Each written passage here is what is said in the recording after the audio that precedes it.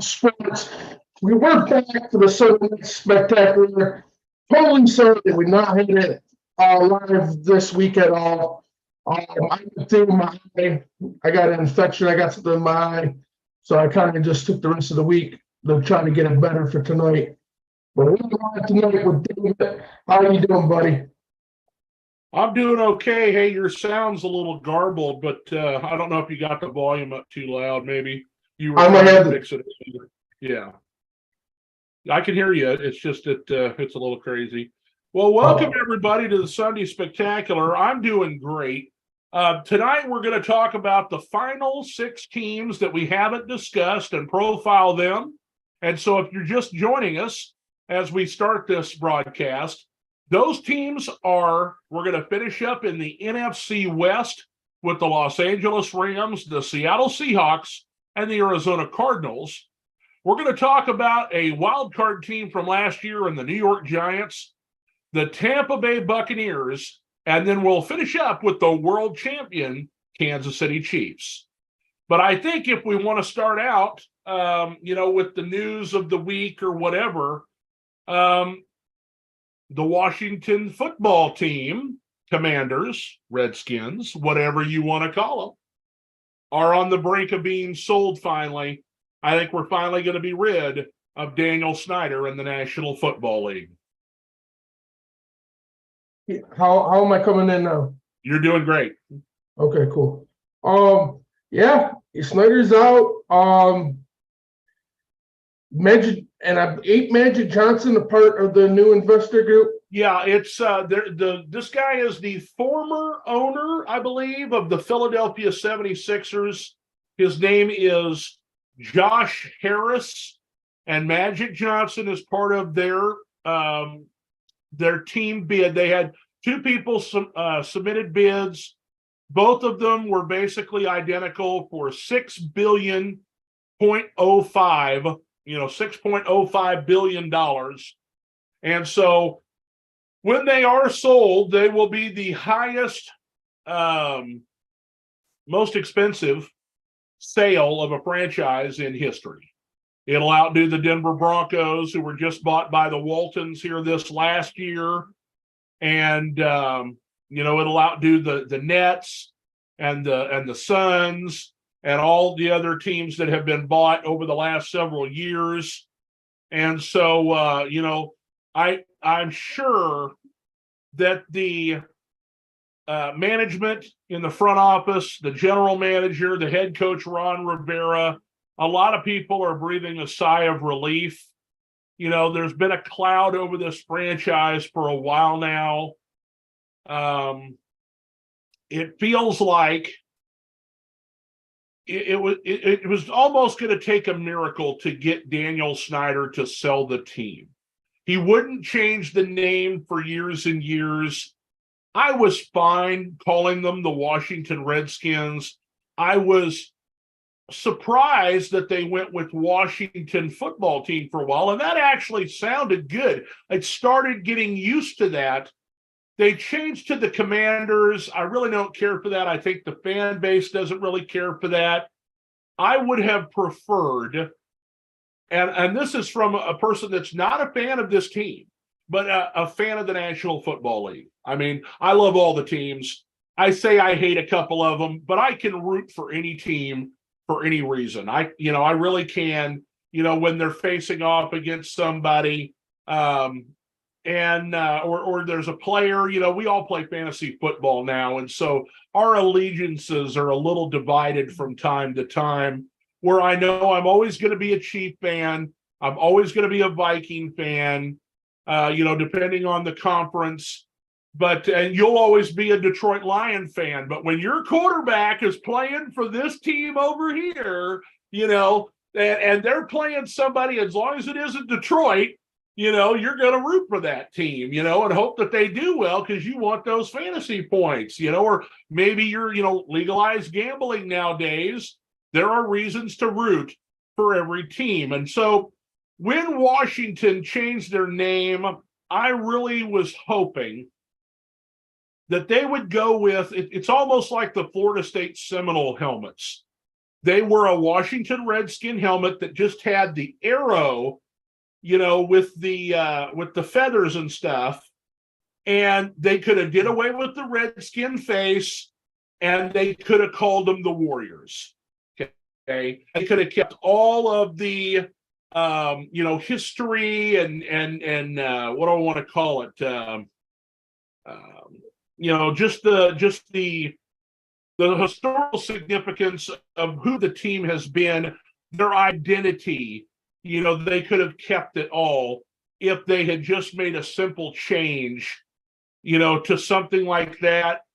And I mean, they kept their colors up until the point where they've had these alternate jerseys that are black with the yellow numbers. They look like Steeler jerseys, but I would have really preferred that they had done that. And maybe, and there has been rumors that the new ownership would look into changing the name again, because the fan base hasn't really been thrilled with Commanders, Chris. I'm still with they should never change their name, period. I don't care what anybody else thinks. That's just my opinion. Because to me, I've talked to a lot of people that have Indian in their background. When I used to drive a truck, I used to meet a bunch of people, Native Americans, and we've talked about it numerous times. And a lot of them were honored that the team was named after them. Right. And then you take it away, making it a negative when it's really a positive, because the Redskins was honoring the Indians, not using them in a negative way, to giving back. Because I mean, if you really look at the Native American people, they don't get much history celebrated other than really Thanksgiving. Right. I believe that group of generation of people have been left out of a lot of things. And to me, the one cool thing is, they had the Braves, they had the Redskins. There was some solid American sports teams like Cleveland Indians that gave back. I don't like Guardians. Yeah. That gave back and represented their culture and their people. And I feel like a lot of those people lost all that, because now you got the Redskins changing their name to the Commanders. You got Cleveland as the Guardians now. I didn't even know their new name. Yeah. That's how much I pay attention, because they're changing names. Yeah. But I feel bad for some of these owners, because with the way society's becoming so soft, they really don't have a choice but to try to keep the people happy. Yeah, got to keep that sponsorship money rolling in. And I think it was FedEx itself that basically forced the name change. Yeah. He said that he was never going to change the name, and then he had to.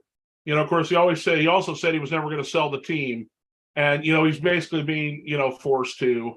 He's doing it on his own terms. The rest of the NFL doesn't know anything about anything. All they know now is that the bids have been put in. One has been accepted.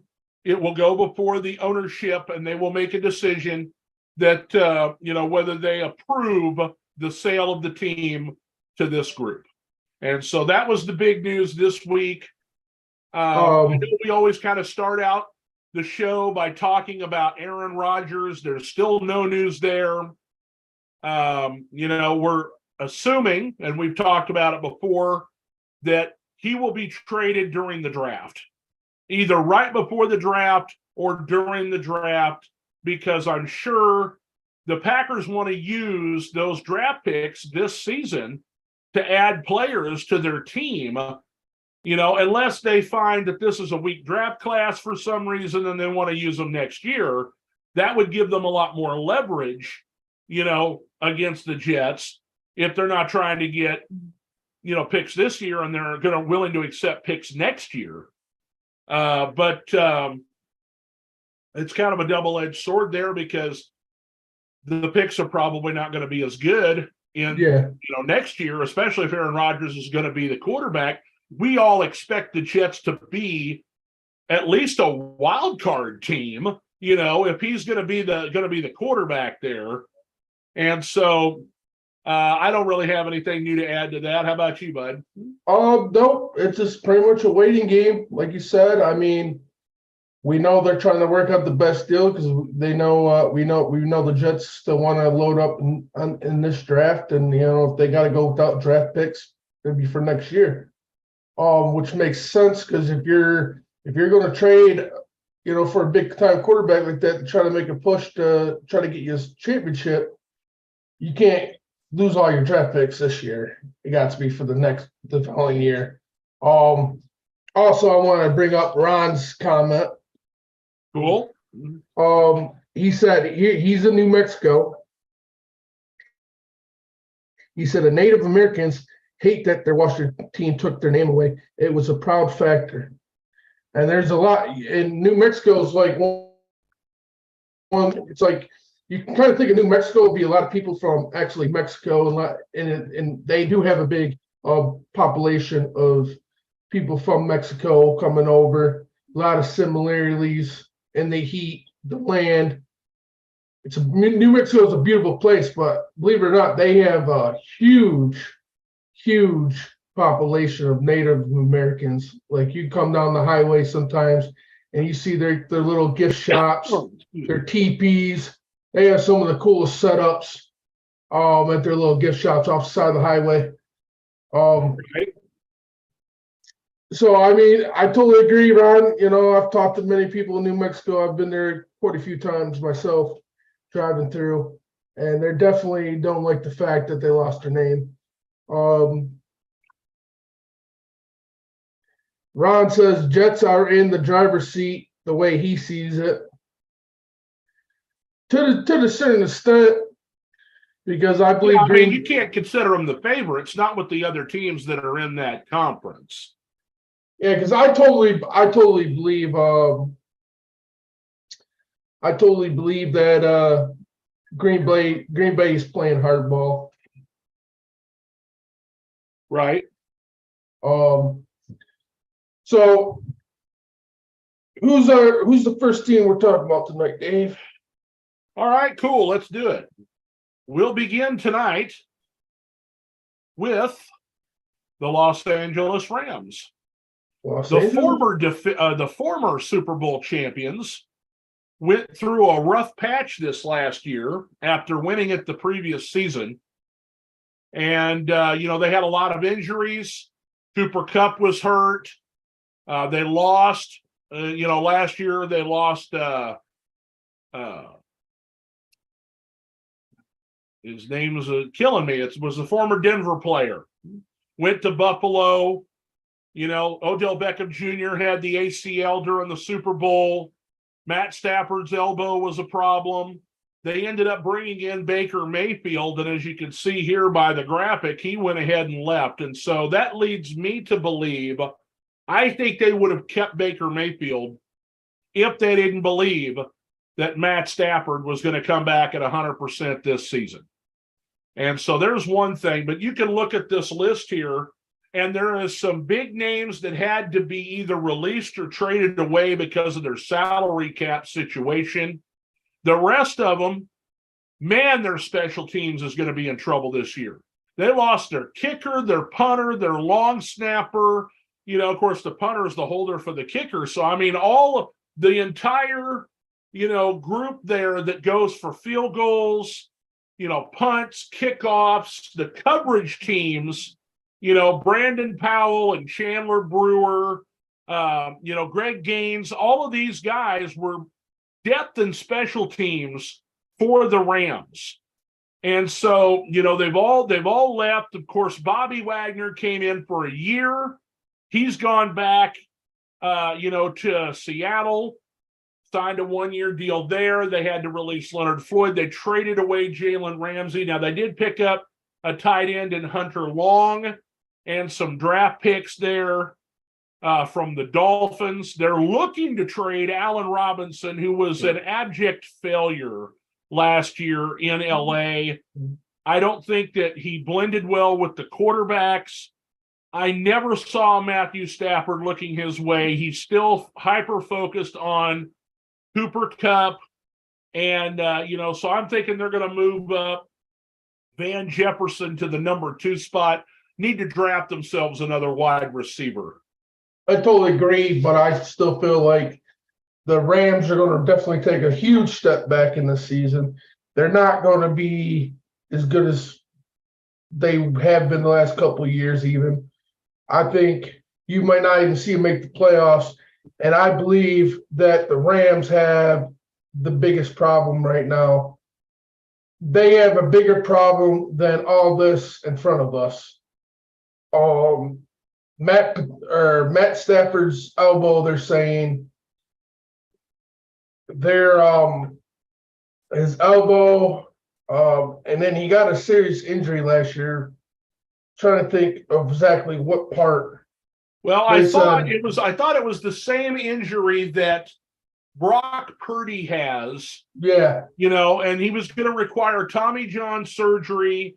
And I don't know if he ever got the surgery. I'm assuming he did because, he was out for half the season, all this offseason, and if Brock Purdy can come back in just a few months and start throwing, then Matt Stafford ought to be prepared to come back and be the starter for this season. Like I said before, I don't think they would have let Baker Mayfield walk if they thought Matthew Stafford wasn't going to be their starter coming this year.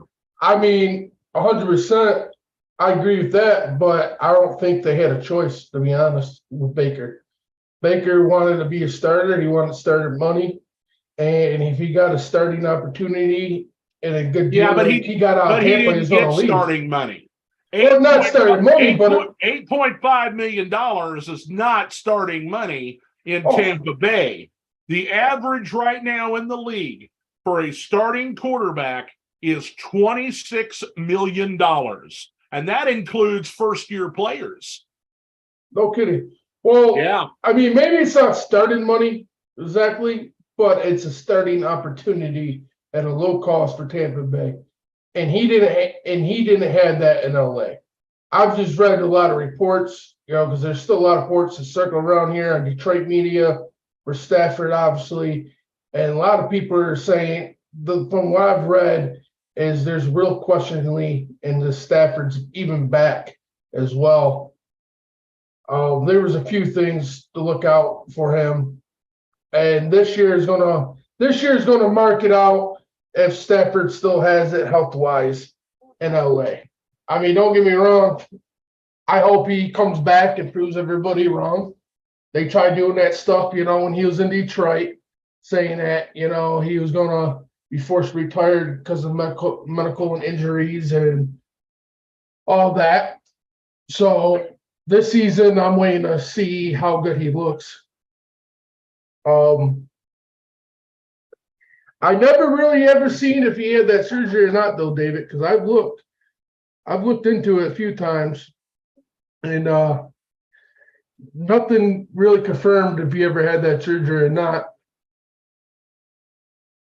I would be stunned if he didn't have the surgery, but that's something we can look into while we're broadcasting here. Just a little Google search. But for me, I look here at this overall team. You've got, Seattle won the division, or Seattle did not win the division. It was San Francisco and Seattle have both been in the thick of it. This last year they were, San Francisco won the division. Seattle was right there in the wild card. Arizona, who had been in the wild card the previous year, did not make it. The Rams had a down year. I would say that I believe the Rams can finish no worse than third. I don't like what Arizona has done, and we're going to talk about Arizona before the broadcast is over. They have really done a lot, as far as free agency and everything. They lost a lot of their better players. You've got Kyler Murray, and like I said, we're going to talk about that here in a minute. Maybe that's what we should do right now. Because, for me, the Rams are going to, finish probably third in the division. Seattle's going to be in the thick of it. San Francisco is the dominant team in that division. It just depends on who's going to play quarterback and, who is going to, step up and, lead the team. I like Brock Purdy if he can come back from, the injury that he's got. I think that, they got Trey Lance, of course, they lost Jimmy Garoppolo. And so, they brought in Sam Darnold, I think, as an emergency there. If they don't like what they're seeing out of Lance, a lot of 49er fans believe in Lance and say that, they think he's going to be fine. But, I think it's going to be an open quarterback competition. John Lynch already said that Purdy was, their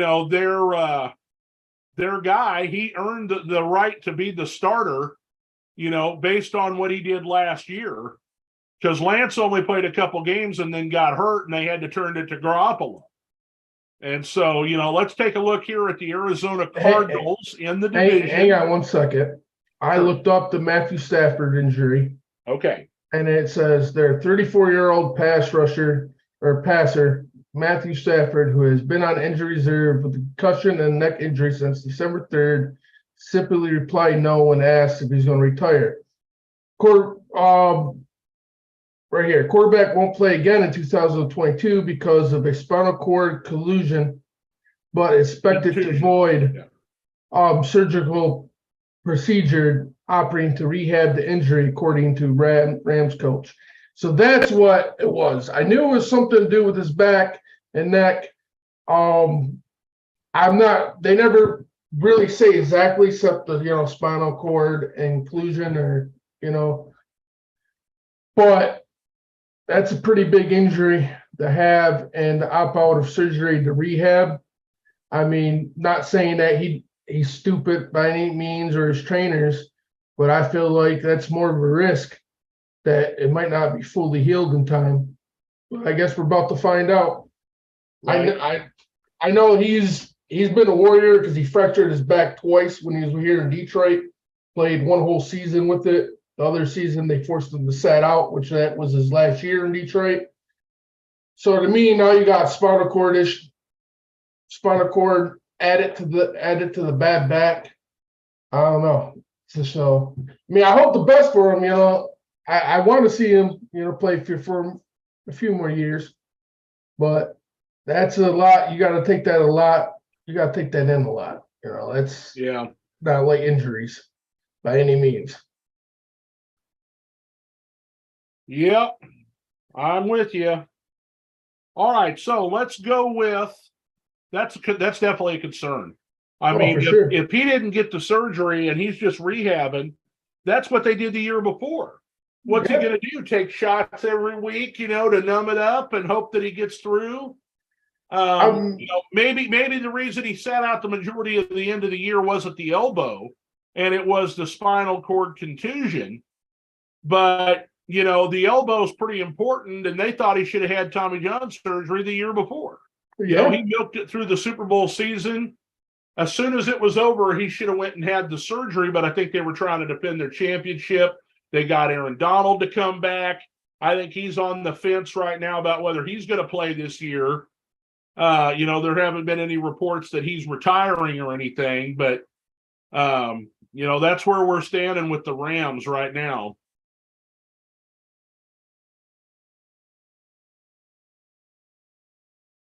Talk about good old Cardinals. To the Arizona Cardinals.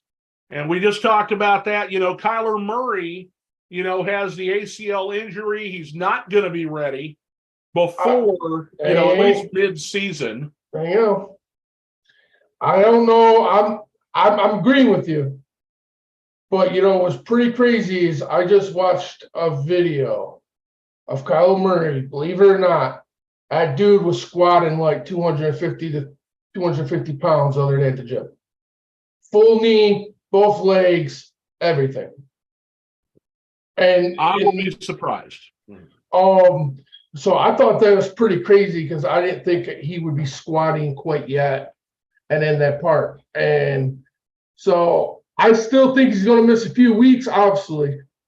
Right. But that was a pretty impressive sign to actually see him squatting this early in the recovery stage with the actual weight, not with somebody not right on his back either, and babying him. You know what I'm saying? He was fully doing it by himself and at ease.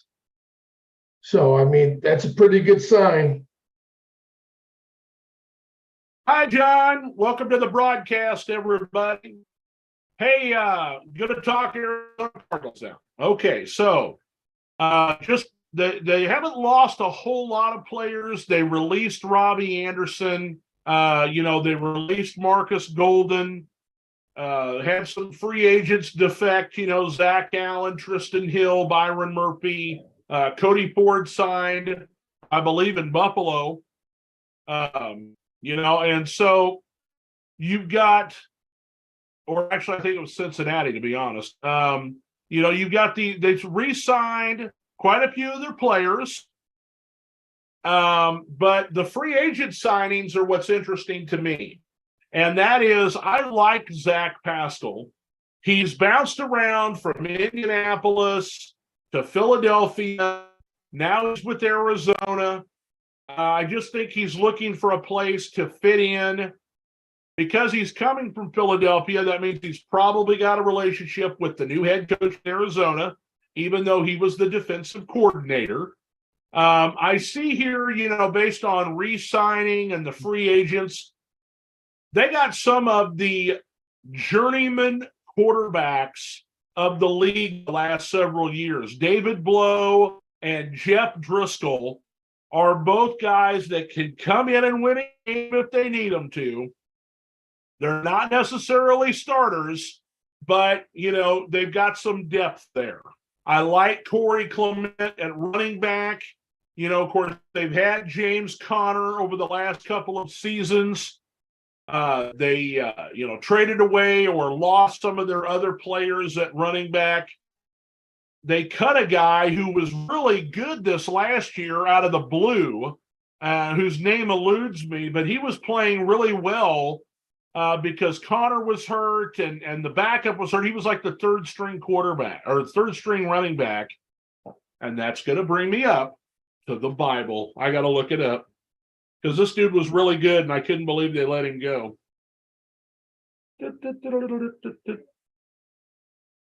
Eno Benjamin.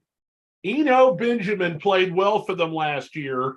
And I thought sure he'd be picked up right away by somebody.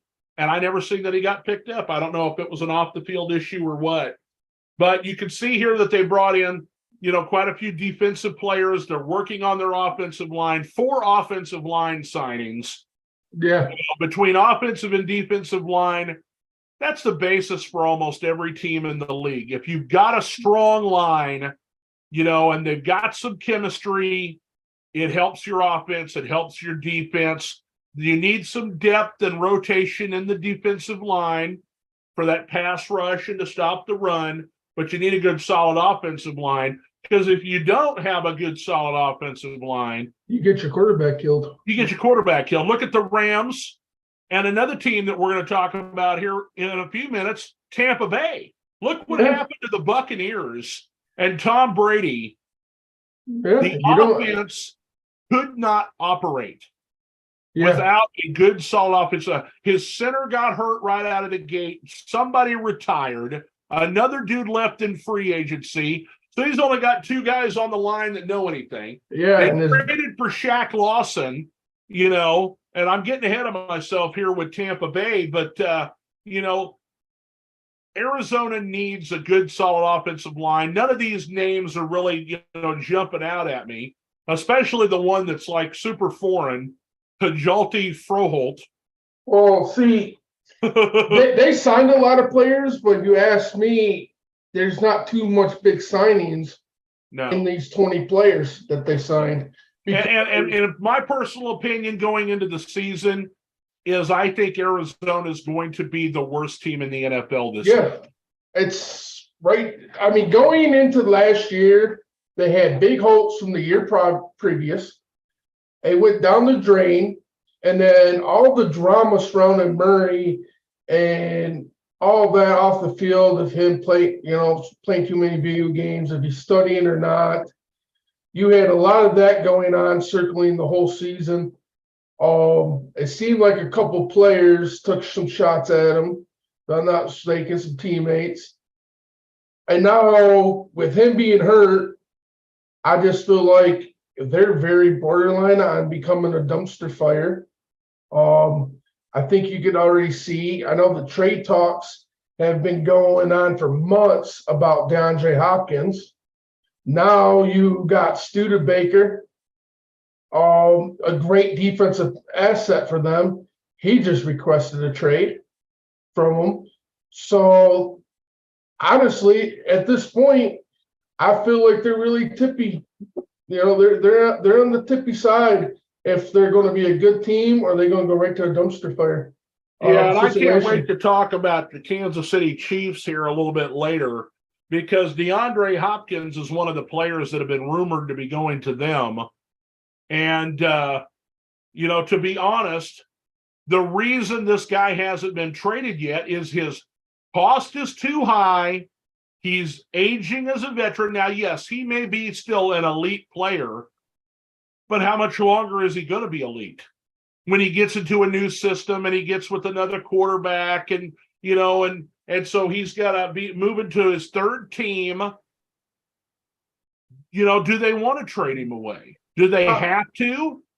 Did he request a trade or is this just a lot of rumors and everything? I think it's just rumors because, like you just said, you think the Cardinals are going to be the worst team in the league. Yeah. I think everybody else is on the same page as we are.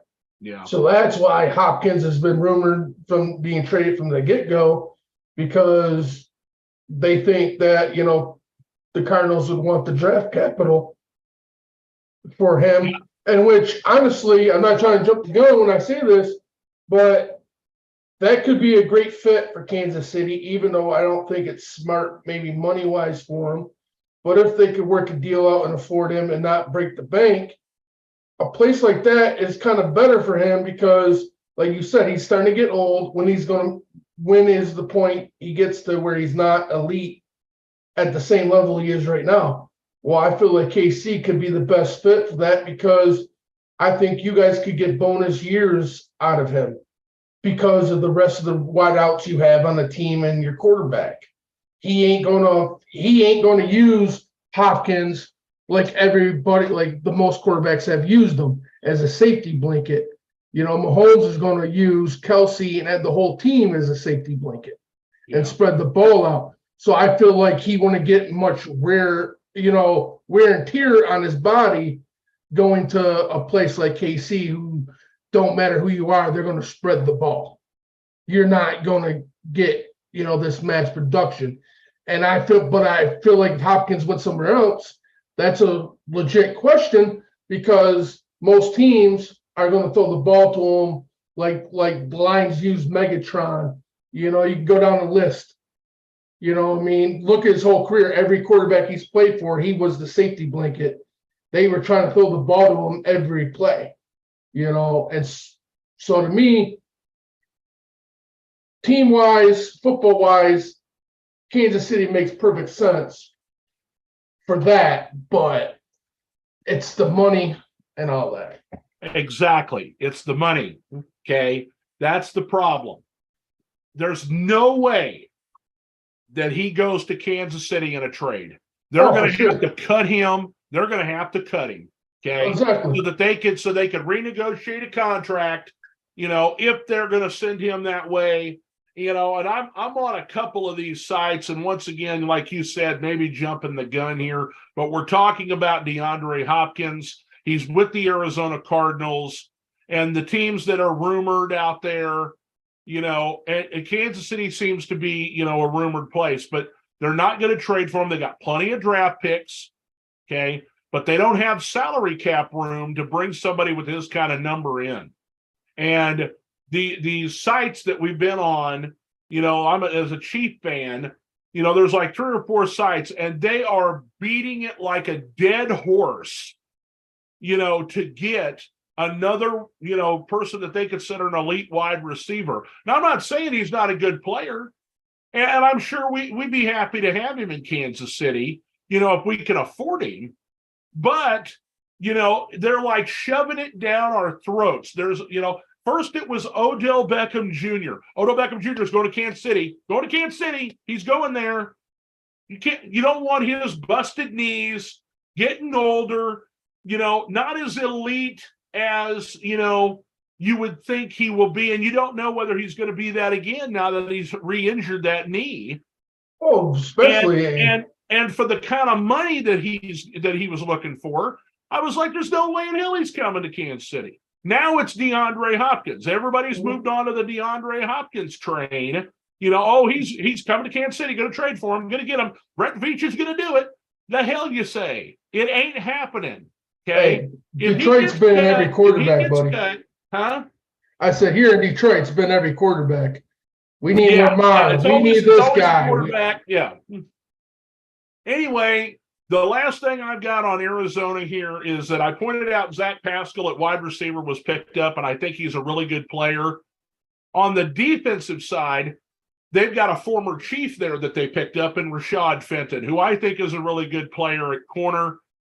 He plays a lot of the slot, receivers, and I think he can play well for them. But I think we're both on the same page when we say the Arizona Cardinals are probably going to be the worst team in the NFL this year.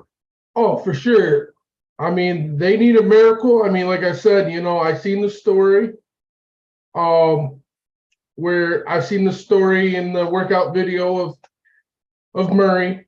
I mean, he's their only hope if he can come back some crazy time early and actually play competitive football again. Then maybe they don't go off the deep end. But to me, to see where he was at this year, and with all the situation, losing one of their best cornerbacks in Baker, I'm not ready to commit to that. And just, they don't got no solid backup either.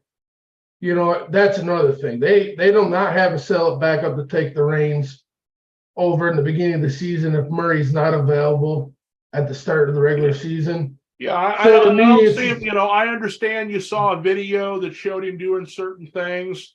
Those videos are put out on purpose to make, to build hope.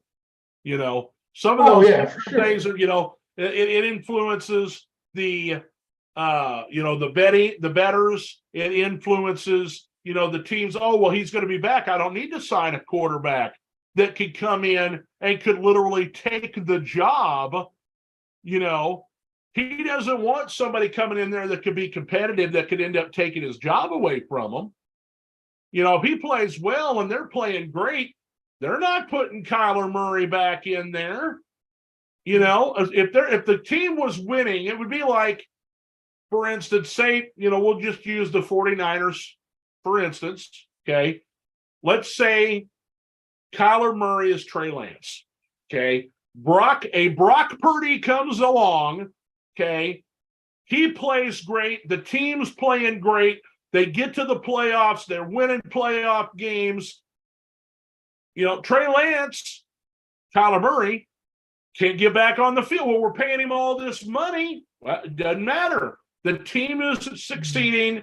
The team is playing well. We can trade Kyler Murray in the offseason to the first quarterback needy team out there and get back to a quarterback on a rookie contract, or somebody that's less expensive, and reboot the whole franchise under this guy here. We got a window where we can compete and win without having to be up against the salary cap.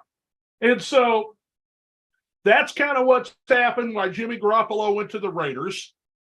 Trey Lance is probably going to be some form of trade bait this season if Purdy comes back in time and is, doing the leadership for the 49ers that he had at the end of last year.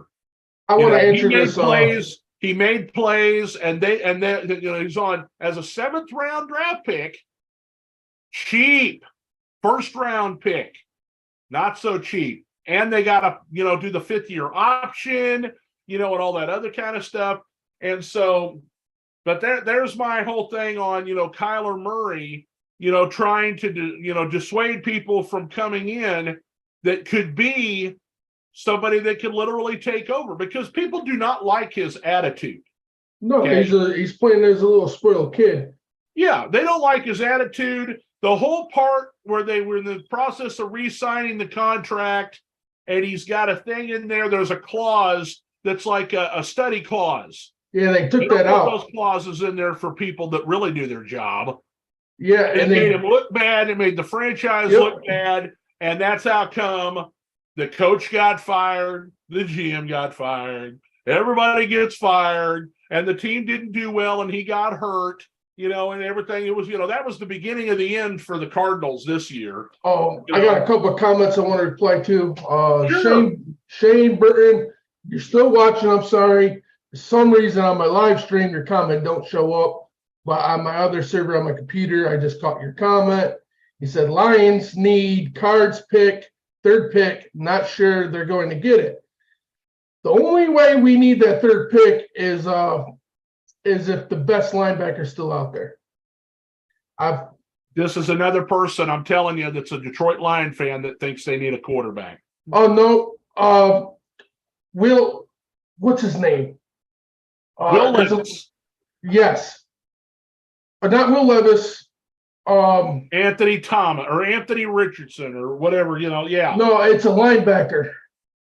Hang on. He's on our draft board. Give me just a second. Give me just a second here. It is. The answer is Will Anderson Jr. Yes. Now, out of Alabama. Now, if Will Anderson is still available at third pick and we can move up to the third pick, Shane, I'll be okay with it as long as it's a good trade, we don't give up too much for that third pick. I'll be okay with it. Other than that, we're totally fine at 6. There's still going to be a good linebacker or defensive end. Okay, I want to ask you a question because as a Detroit Lion fan, and we're getting a little off topic here, but that's okay because we want to be interactive with our audience. Thank you, Brandon. Yeah. Would you trade up there and cost yourself your other first-round draft pick? Or would you be willing to wait at 6 and take kind of a troubled player in this Jalen Carter? Me personally, I don't want Jalen Carter. I understand the kid was young and not really. He's not guilty and responsible for the other people who died in that car accident. You could try to blame him all you want, but at the end of the day, every one of those people made a decision to get in that car and street race and play around. Right. Everybody knew the consequences if something bad happened. I wouldn't be mad that we took him. Why I'm scared and don't really want him is because the dude's gained 9 pounds and couldn't even complete his pro day. Yeah, the weight is what I was concerned about. He's had a lot of, there's a lot of maybe stress eating because of this whole situation. Yeah. I think that he's a great player, and I think that if he just has the opportunity where people work with him and he gets back in shape, you got an edge rusher last year, okay, when you got Aiden Hutchinson. I would love to see you get this guy because I feel like he is a defensive tackle in the NFL, and that you combine these guys together, if he pushes the pocket up front, okay, and makes the quarterback get antsy, and you got Aiden Hutchinson coming around from the side, they can double team to get to the quarterbacks. Oh, for sure. I think it would be a good pick for you guys. I know we're a little worried right now, but you know what? Yeah. There's always red flags this time of year. Yeah. Let's see what kind of shape he shows up in when we have the draft, because he's going to be at the draft. Exactly. If he comes in looking svelte, looking like he's ready to go to work, because I believe didn't they have a visit today or yesterday with Detroit? I think it was maybe last week or it could have been this week possibly. I think it was today, or maybe it was before this week. I think it might have been Thursday because I knew we met with somebody on Thursday. I just totally, with my eye and dealing with life stuff, I totally forgot which day they were checking me in with them. But you are right. Brandon, I'm totally with you. I think the Lions need to stay put. and in the draft unless we can for Today. sure I go knew get it Will was today. Anderson There we and go. not I give read up it the earlier. kitchen sink. Yeah, thank you, Brandon. I read it on Pro Football Chase on Facebook. I knew I had read it today. I thought it might have been yesterday, but sometimes these days blend together. I've been working on our graphics most of the day, trying to get it ready to go. Also, I do see Lions going corner too, but I don't see us going corner at 6. If we go corner at all in the first round, be at later 18. in the round. It'd be an 18, but I expect Carter and a linebacker, be honest, in our first round. And early in the draft, you don't pick safeties and corners generally. Now, Sauce Gardner went early last year, but this is quarterbacks and pass rushers and left tackles early in the draft. That's standard. The Lions have been linked to Joey Porter from Penn State a lot. I've heard his name come up a lot. Joey Porter Jr., sure. And so I'm thinking that we might grab one. I'm thinking we might grab a corner actually in the second round. Make me look at the draft order here, because if Pittsburgh picks before you, he's gone. He's going back to where Daddy was at. Let's see here, Pittsburgh. Oh, for sure, Ron. They're right in front of you. Pittsburgh's at 17, Detroit's at 18. Unless they got their heart set on somebody else, you're going to miss out on Joey Porter Jr. It's possible, but Joey Porter's been, from what I've seen, is they have him going high in the second round. Towards the second round more. I've been running a bunch of those mock drafts in preparation for our mock draft this next week. Everybody that's watching right now, want to let you know we have some of the teams are already, spoken for, but we need people to get in contact with us. This is how it works. Behind the scenes, before we have, a broadcast next Sunday night, we're going to do a mock draft off camera. Okay. Want to text you or call you or see, message on Facebook, whatever it is, and be like, hey, your team, whoever that may be, is picking right now. Here are the players that have gone before you. Here are your team needs according to Pro Football Focus. And we are going to ask you to pick the player for your team. Here are the guys that are available at these positions. We'll do all the hard work. All you have to do is tell us who you want. We'll say your name on the broadcast. You made the selection. Here's who went. And we're going to do the whole first round. So we've got about 17 teams already spoken for. If you want to join in and have some fun with us, leave a comment. Tell us who your team is. And if they're not spoken for, or if they have 2 picks, you can be the second person, or if that's already spoken for. So, sign up and we'll get you in here. Okay, we're going to move on. And that means it's time to finish out the NFC Western Division. With the Seattle we don't have a Giants fan, do we? We do not. Who's with the Giants? Brandon. Brandon, you're a Giant guy? Yep. Okay, the Giants are picking. Where are they at here? The Giants are picking 26. We'll write you down. I've got it right here. Where's my pen? He said he'll take it.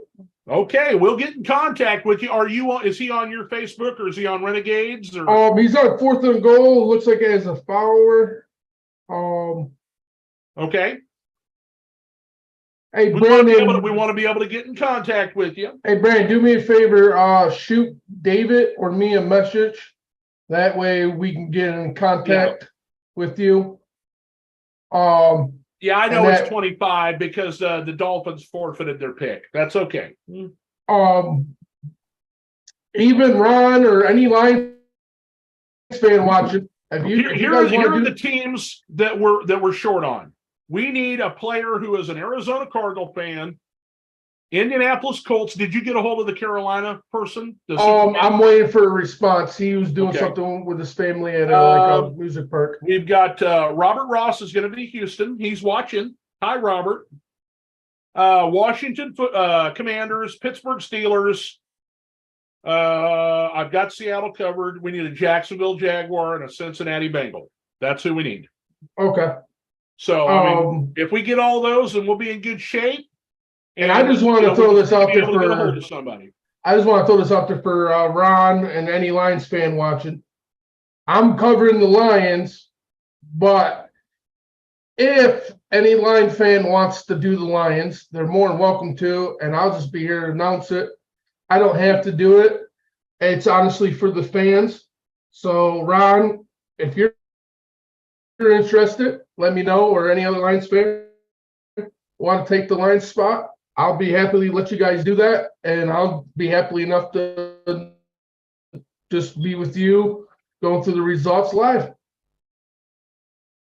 Yeah, I think it'll be fun, because we don't really know what's going to happen. I mean, I'm assuming, and we've talked about it, and I have a top 5, okay, that I can show that we have, that we've gone through. It is my belief C.J. Stroud goes number 1 because he's a gunslinger.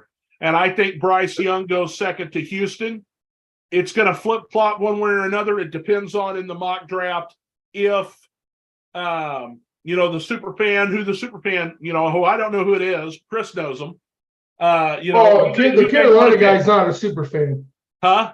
The Carolina guy's not a super fan. Oh, it's the Dolphins, right? Yeah. Well, they don't have a pick. Yeah. No, they don't have a pick. They don't have a pick. But, Houston's got 2 picks. And so Robert, right now he's covering both of them. But if we get another Houston Texan fan, they can pick the second one. All right. Are we good? We're good. All right. Let's go back to the Seattle Seahawks here because we want to finish up. We want to finish up on the NFC West because all of the teams that we're spotlighting this week will complete our spotlights of all the teams in the NFL. We have highlighted all of them except who we're showing this week. And so now we're talking about Seattle Seahawks. And just, real quick, they were going to franchise Geno Smith. They didn't have to. He signed a nice deal for him, which opens up an opportunity for them to possibly pick a young quarterback to sit behind him, in this upcoming draft. They re-signed Drew Lock to play, the backup, and they re-signed Cody Thompson, who's basically a special teams wide receiver. But I like what they did, in their free agencies here because they brought back some guys that used to play for them that have been big-time players. Bobby Wagner was gone for 1 year to the Rams. He comes back to Seattle. Jaron Reed has bounced around. He went to the Packers. He went to the Chiefs over the last couple of years. And so now he's back with Seattle. I like Evan Brown at offensive line. They're working on getting that offensive line straightened out, but they lost quite a few players that I would call weapons. Now, Rashad Penny was a first-round draft pick, and, he leaves and goes to Philadelphia.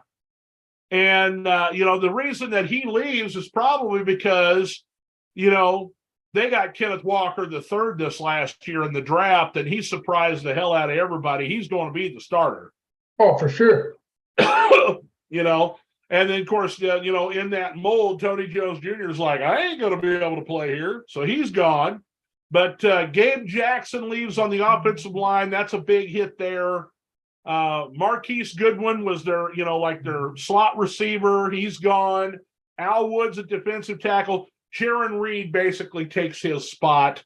So I'm not too worried about that. But they did have their center retire in Austin Blythe. So they need some offensive line help.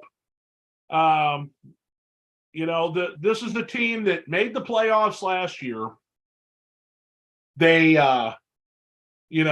played well, I would say, in the first half against San Francisco. And then San Francisco kicked it in high gear and blew them out of the water in the second half. Yeah, because, there was a point where Seattle was actually leading the division over there. Yeah. If I'm not mistaken. I think Seattle's defense is going to be pretty good with you adding Devin Bush, Bobby Wagner back, Jarrett Reed. They got Evan Brown, which is obviously an old lineman from the Lions. He played pretty good this year when called upon. That wasn't a bad signing at all by them. They got safety Julian Love. So I feel like the defense side of the ball is going to be even better. And I think that's more reassurance cases they have to go to Drew Lock, just in case, Geno Smith doesn't have it. Because, even though he had a great year last year, and I'm hoping he backs it up again, I never had nothing against Geno Smith. I mean, I'm not going to say he's a top 10 or some great quarterback in this league, but I've always felt like he never got a fair chance to play in this league after going with the Jets, and then how the Jets planned out. Then, he gets his jaw broken from a teammate in a locker room fight. And then after that, it was pretty much no one gave him a chance no more. So that was a great comeback story for him last year. I'm hoping he can even improve on that this year and not go backwards where he loses his starting spot. It'd be cool to see Geno actually produce a decent career before he hangs it up after, how his first half career went. Hey, Chris, we have officially hit the big time, man.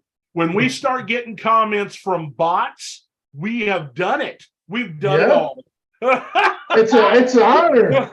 It's an honor. We're getting the bot comments now. It's our first one, matter of fact. After all, Mrs. Elsa C. Arnold has been the light of my life, and I tell you what, she knows everything about the Seahawks. So I mean, with that being said, I mean, Geno Smith has a chance to really become a legit starter for a few years. He's still young, he's not old yet, but that's a lot to ride on it. And it's a risk for Seattle because they're hoping he can repeat. We've seen this before where a quarterback comes in, gets a chance to start, looks like gold, comes back the following year, and it's like, where did you go? I think he's going to be okay. I think he will be too. I think he's going to be fine. I think what a lot of these quarterbacks, when he played at West Virginia, I want to say that he wasn't the starter for very long there. It's another case where one of these quarterbacks has a breakout year, and they get drafted early and they expect them to be something special, and they get put in a bad situation because you don't have a good offensive staff, or, like I think when Geno was drafted, hell, I think Rex Ryan was the head coach there. Yeah, I think he was. In New York Jets. And so, when he was drafted, he didn't have a good offensive staff. He didn't have weapons. A lot of people had defected from those teams that had made it to 2 AFC championship games. And so, because the team was really poor, it didn't work out. Yep. And, he's bounced around a little bit, and he's finally got an opportunity, and I think that, the thing that Pete Carroll has just got to love is that Geno Smith took the Seattle Seahawks to the playoffs, and Russell Wilson took a loaded Denver team straight in the toilet. Yeah, hang on. Speaking of Hopkins, he was in an interview, and I'm watching it right now. Uh-oh.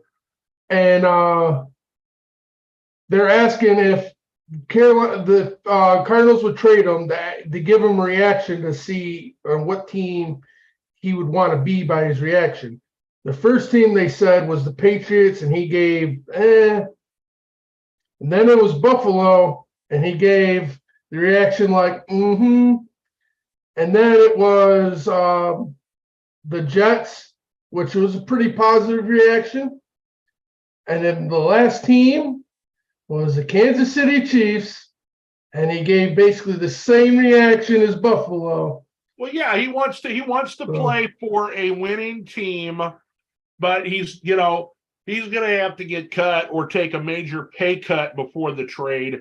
I just don't think it would be smart for, now one of these teams that, hasn't won the championship like Buffalo, that's a desperation move. Hell yeah, we'll take him. We'll get him in here, they were supposed to win the Super Bowl last year, Buffalo was, and they didn't win, and they didn't even get to the AFC Championship game.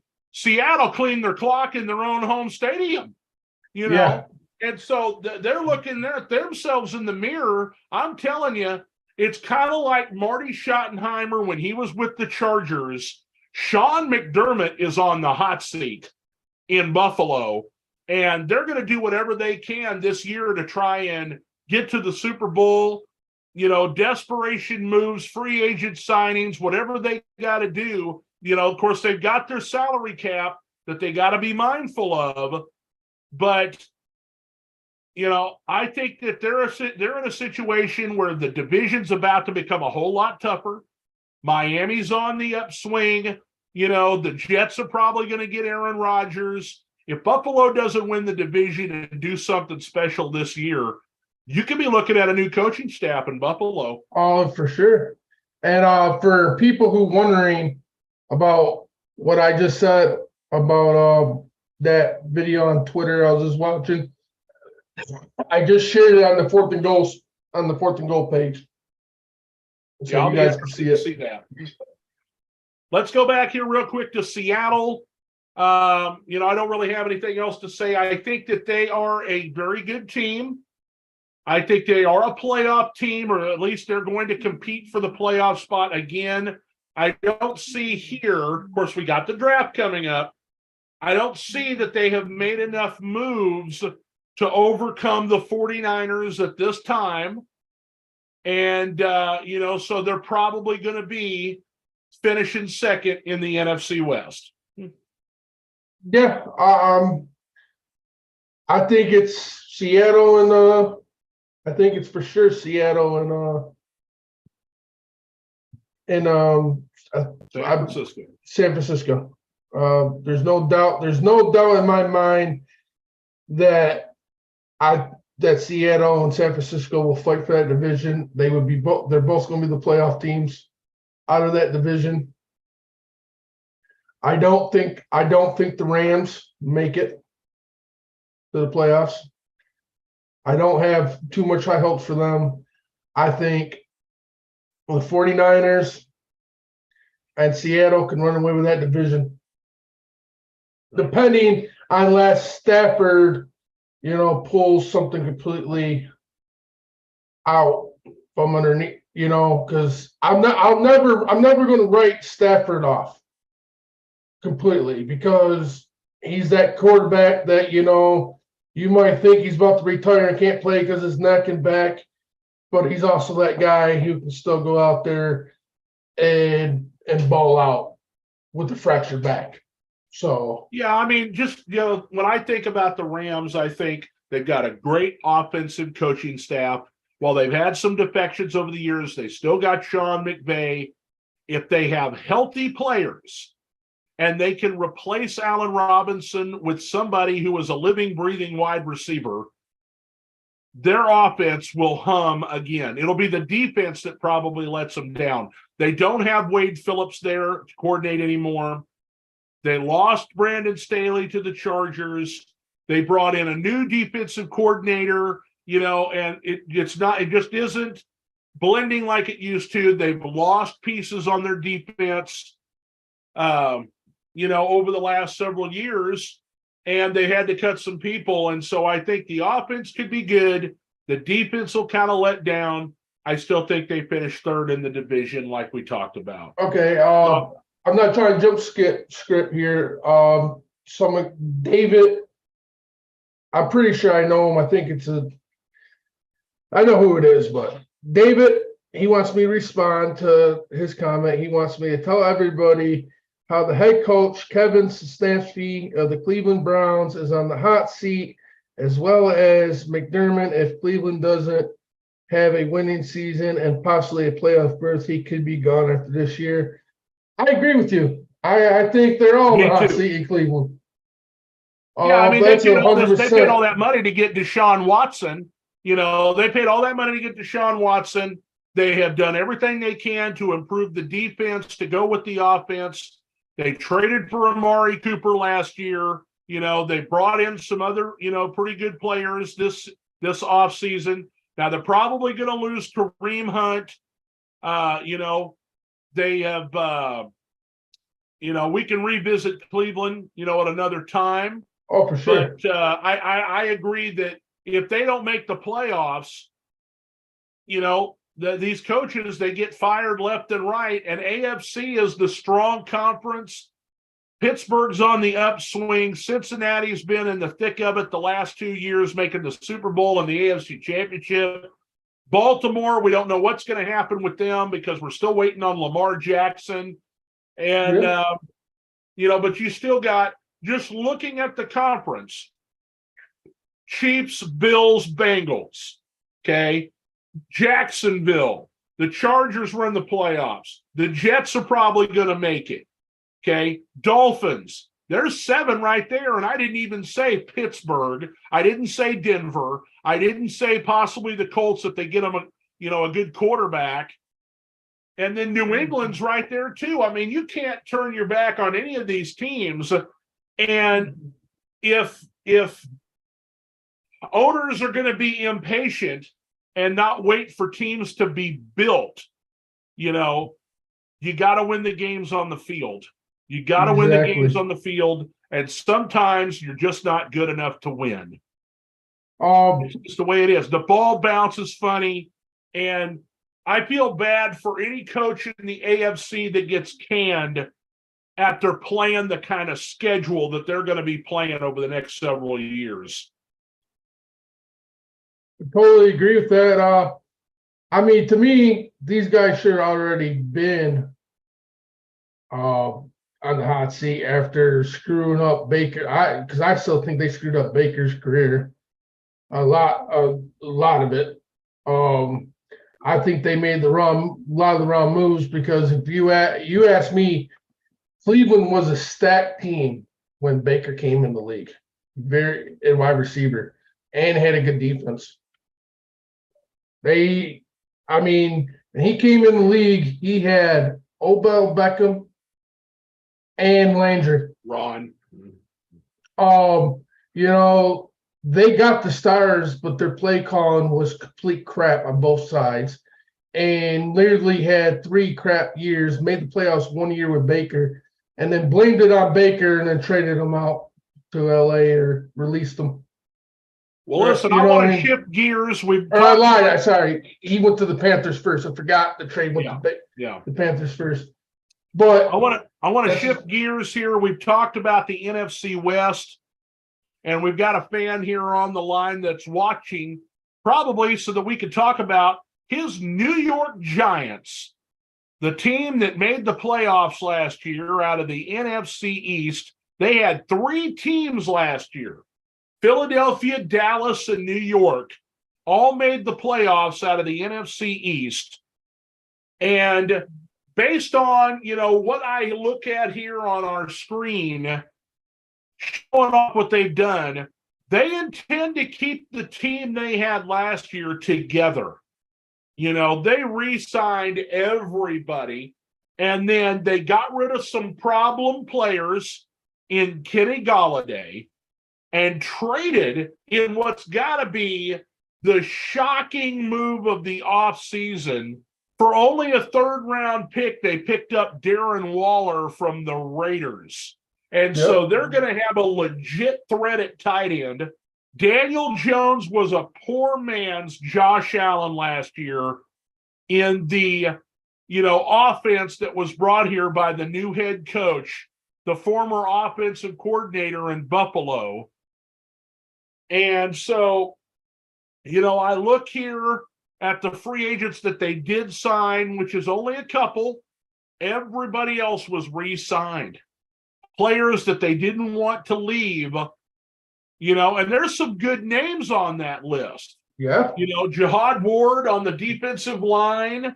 Look at all of their wide receivers. Those were all their starting receivers. Shepard, Slayton, Hodgkins, all of those guys. And they bring in Jamison Crowder. Now they're 4 deep at receiver with Darren Waller at tight end. I think the Giants can make some noise if their defense can hold up. And guess what? That Crowder replaces a broken down trash can that they had in Kenny Galladay that can actually catch a ball and maybe even score a touchdown. Just saying. If they can get Barkley on board, because I've heard a report that there might be Barkley might hold out, don't want to play underneath the tag. So this is the last Jenga puzzle to their puzzle this offseason, I believe. And if they could get Barkley on board and play, or if not, even give him a deal before the season starts and have a complete team, Dallas and the Eagles better be on top of their games, because Daniel Jones comes up and plays even better than he did last year with this new coach and new system. I agree with you 100% that the Giants could be the Giants again, and they can make some real noise going into next year, and even still as a division. Brian Daboll was coach of the year for a reason this last year, and so, what he was able to do, cutting down the turnovers with Daniel Jones. Now, it was a bit of a surprise they gave him the $40 million contract, I think they see potential now. He's in a real offense. He has weapons around him. Once they're starting to solidify this offensive line, and look, 2 offensive linemen re-signed. They let Nick Gates go and then let John Feliciano go. Now, Feliciano, I believe, was a starter. Gates was a backup. But you've got, Jack Anderson and Wyatt Davis are still there. I think they will continue to invest their draft capital in the offensive and defensive lines, this upcoming draft, because that's where it's at. We talked about it earlier in the broadcast. If you've got a strong offensive line that can protect the quarterback, he's not going to fumble that ball all the time because he's real loose with it, okay? He likes to run with it. Like I said, poor man's Josh Allen, and he's in that same offense that Allen's running because Brian Daboll came from Buffalo. Now, can you still call? Now, if he comes back this year and wins this division, per se, and plays even 10 times better than he did last year, can you still call him a poor man, Josh Allen? Well, I say that because he plays like Josh Allen did early in his career, where he's running the football. They run the ball so much with the quarterback. I just worry he's going to take a couple shots, like Lamar Jackson has. It's going to slow him down. He may get his knees hurt. And, we'll always remember, that I think it was either a Thursday or a Monday or Sunday night. It was a primetime game where he is chugging down the field and trips himself, or he'd have scored. Okay. Yeah, I seen that game because they made fun of him. But Daniel Jones has always ran with the ball, though. But the one thing I've always, through his career, he ran a lot more last year. There was no doubt behind that. But I've watched Daniel Jones run, and he has a couple runs where he lowers the shoulder and gives lets the boom. I just feel like as a quarterback, Daniel Jones he hasn't had a series of injuries, and he has ran quite a bit. Last year is the most we've seen run the ball, but I feel like even when he came to the league, he liked running the ball. But what I'm trying to say is, when he does run, watching him last year run the ball, he is pretty good when he's about to get hit on protecting himself or getting down before he takes a big shot. And I feel like he's a little bit better than Allen and Lamar in that situation.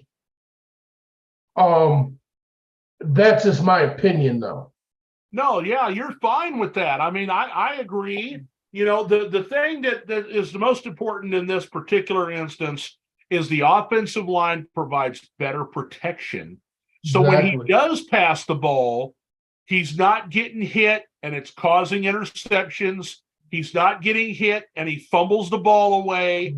They had so many turnovers, over the last few years it was becoming a liability, and that's why they didn't exercise his fifth-year option. They thought it was his fault, but you bring in a new regime, a new GM, a new coach. They look and see what's happened in the past, and they're like, hell, I can't hold the ball that long either. Everybody's going to get their butt whooped holding on to the ball like that if the offensive line can't hold up. So they concentrated some work in the offseason on fixing the offensive line. They started chipping with tight ends and running backs. They started, giving him the kind of time he needed, where if it wasn't a situation he could get out of trouble and run, which they did a lot of, then, he wasn't getting hit from behind and losing that ball all the time, or causing him to throw the ball in a situation where it's a duck because he got hit while he was throwing and it becomes a pick. And so with the protection he's getting, if they continue to work on making it even better, I could see the Giants making some noise. I really didn't think they were going to beat my Vikings in the, in Minnesota in the first round. And they made it look easy at times in that game. Yeah.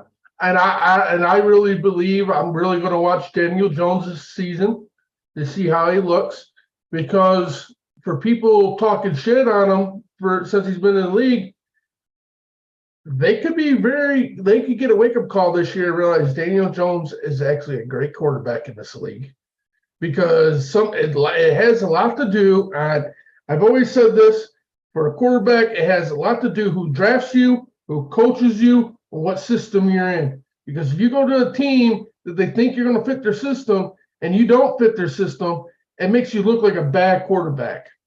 It makes you look like you're not going to be a good quarterback. And then you get labeled as a not good quarterback. And then you might never get a chance. Same thing with Seattle and Geno Smith. He went to the Jets. The Jets they went the 2 AFC championship games. He was supposed to be the piece. He gets his jaw broke. Fitzpatrick comes in, steals the starting job because he takes them to the playoffs and shows and comes and works his magic. And then by the time Geno bounces around teams, no one gives him a legit chance until he ends up in Seattle. And he takes Seattle Seahawks, which everybody said they weren't going to make the playoffs, and he takes them right to the playoffs his first year as a starter again. So to me, it's hard. Some quarterbacks you just know are bad quarterbacks. There's no doubt about it. But then there's them other quarterbacks who just get a shitty situation and have shitty coaches and systems around them that don't fit their skill pattern, and it makes makes them look bad. So I'm excited to see if was one of this case. Was last year a fluke with Jones? We're all about to find out this season, though. Moving on to the Tampa Bay Buccaneers, and I'll be so very happy to say that the player that they lost was Tom Brady. Thank you. Please stay in retirement. Don't come back. He's coming back. No, don't do it. Oh, my Lord. Yeah, the Tampa Bay Buccaneers have taken some big hits in free agency. And, you got, some other players that have asked to be released. They are in one of the worst, both them, the Rams, situations where it's just hard to recover after you win a Super Bowl. Everybody wants to get paid, and the salary cap situation has not been handled well. So, they had to let go of Leonard Fournette and Cameron Brate, and they cut Donovan Smith, and, they let Keanu O'Neal go. Well, I mean, as a Tampa Bay fan, it's going to suck, for the Tampa fans. It's going to suck to watch them not be as good as they have been the last couple of years. I know last year was probably pretty tough as well. And then this year's probably going to be even more tougher. But that's what happens when a team, I like to call this situation when a team sells their soul for a Super Bowl. And that's what I'm saying is that's exactly what Tampa did. when they got Tom Brady and bring everybody they did in the last 2 years to try to win back-to-back Super Bowls with Tom Brady, and then even try to get a third one out of them. You know, I give Tampa credit because many teams do this exact same thing and they fail fucking miserably, and then they completely screw themselves. Matter of fact, look at New England when they bring Randy Moss there. They did it. Luckily, it didn't work like it does on most teams because New England was pretty good with paying players. This is all you're getting. We're not paying you this. We're paying you this, and that's it. And a lot of players took the lower money because they had a legit chance to win Super Bowls with Tom Brady in New England. Yeah, that's what's happening in Kansas City right now with Patrick Mahomes. Exactly. Because Patrick Mahomes and Kansas City and the Reeves proven that they can win championships. So they don't have to sell their soul. And even if they did, it's not going to break the bank because them big players will take a pay cut to come there for a year to 2 years to get that ring. But a lot of teams do the exact thing, and when it fails, it's horrible. And that's where the Buccaneers are on. They're on the horrible part because Tom Brady's not there no more. Because if Tom Brady came back, I bet half of these players they lost stay in Tampa. That's just my opinion. They would have been intrigued to maybe sign 1-year deals at a low amount of money to maybe try to get another ring if that was possible. But since Tom Brady's gone, they know that's over. Now these guys, now they want to be paid, but you can't blame them because now there's no reason for them to take low money to be in a rebuilding team. So, I mean, every Tampa Bay fan, any real football fan that follows this league should have seen this coming. I know I did. I seen it coming when Brady was gone from Tampa. Tom Brady's gone. But I will say this is a perfect opportunity for Baker Mayfield because you're getting a team that they expect to be crap. There's not a lot of pressure coming into the season.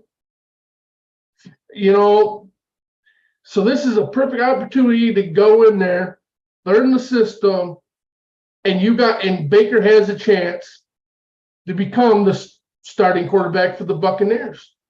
If he goes in there and plays, and if he can put up a great season, get himself in the top 10 quarterbacks this season, and stat-wise, and produce good in a rebuilding year, he's going to get another crack at it. And then if he can keep it up until they can get a competitive team again, this is his best chance to revive his career. Because even though LA was a bigger market and a better team last year when he ended there, it really wasn't because at the end of the day, Baker could have won out the season. The Rams would have still started Stafford over Baker if Stafford was coming back. For one, they're locked into way more money in Stafford. 2, Stafford won the Super Bowl, so they would have no choice but to give Stafford his starting job back over Baker, regardless of what Baker did last year. So this is a team maybe a little worse than Seattle was last year. So I don't think he can be a Geno Smith and take him to the playoffs. But their division is not the strongest suit right now. The strongest team going in that division is what, New Orleans? Yeah, I think so. When I look at the team here, I just want you to know, I am stunned Levante David re-signed with the Tampa Bay Buccaneers. He had so many suitors out there. He wasn't franchised. That's just what you call loyalty, buddy. Yeah, well, that's true. They got him back. They got Jamel Dean back. Both of those are really good players. When it comes to some of the players that they're bringing in, Ryan Neal from Seattle, Kicker for kicker, that's pretty much the same deal. But you look at some of these guys that they lost. Some of them they had to lose. Some of them were just looking for another opportunity. And we're going to talk about Mike Edwards being a ball hawk when we get to the Kansas City Chiefs, because he's one of their big signings at safety. Sean Murphy-Bunting leaves. Their secondary is going to be weak. Keanu Neal is gone now.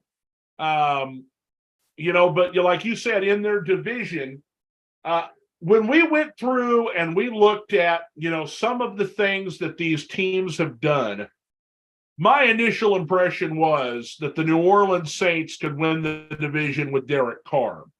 Yeah. But with the moves that have been made by the Carolina Panthers and Frank Reich, now I believe, that the Carolina Panthers have a legitimate shot to make the playoffs in the NFC. They added Miles Sanders at running back. They got Hayden Hurst at tight end. They brought in some other wide receivers, and we can revisit their team, briefly, because there isn't a whole lot to say about Tampa other than Devin White has requested a trade out of there. And they're like, no, we're not trading him. And I forgot to mention earlier that Budda Baker has requested a trade out of Arizona. No, it's okay. I've mentioned them. There is a lot of guys that have, that are on teams that are big names that are not happy with their situations. You've got Austin Eckler with the Chargers, Budda Baker with Arizona, Devin White here with the Tampa Bay Buccaneers. You've got some other players, the people that are requesting trades. Jonah Williams, the former left tackle in Cincinnati. Orlando Brown Jr. was brought in to take his spot. They're going to move him to right tackle. He don't want to do that. He wants traded, And so it has become fashionable to request a trade, nowadays when you're not happy. Lamar Jackson requested a trade out of Baltimore. Now, I don't think that's going to happen because nobody wants to trade for him. It's just too much, too much draft picks, too much money and everything. And so let me take a quick look here. I want to revisit the Carolina Panthers in that division because, I forget who they brought in at quarterback, but it was somebody that I was happy with. Oh, yeah, it is a steady person that the first round draft pick can sit behind. And, the first round pick can sit behind it and learn. And with all the other weapons that they have brought in, and, it's Andy Dalton. Andy Dalton played for the New Orleans Saints last year, so he's going to know a lot of their tricks. But, you look at the other weapons that they brought in, you've got Adam Thielen at wide receiver, Hayden Hurst at tight end, Miles Sanders at running back. The defensive line and offensive lines were both addressed. Safety Von Bell from Cincinnati. We don't have who all they lost on here because this was early on when we were just showing who they'd added, when we first started doing this. But, they added a lot of really good players to a team that was on the verge of making the playoffs, even after they traded away Christian McCaffrey to the 49ers. Yeah. And so you look at who they've got here. I think they're a team that can compete. Once again, I think they're going to take C.J. Stroud with the number 1 pick. He's a gunslinger, and I think that he fits a Frank Reich style system in comparison to a slider and I think a frailer player in Bryce Young. They also got DJ Shark. Yeah, I don't have him on here because I wasn't planning to do this, but yeah. Also, see, here's the thing. I want to shut Carolina down, but I'm also going to say I'm not disagreeing with you. They definitely have a chance. They definitely added a lot of people, but where I'm going to shut it down is I don't see a rookie. I don't see. I'm not going to say C.J. Stroud is a crappy QB. Me personally, I don't expect much out of him because he's from Ohio State. And the only why of that is because there's still no quarterbacks that have produced yet. And I mean, you can try to bring up Justin Fields, but right now, Justin Fields hasn't produced a whole lot. He's looked good running the ball, but that's about it. So to me, I still got to see more out of him. I'm going to have to see how C.J. Stroud looks in Carolina if that's the place he goes. But I still feel naturally it's going to take him a solid year, just like any rookie QB, to hit that good level. I mean, he does have a better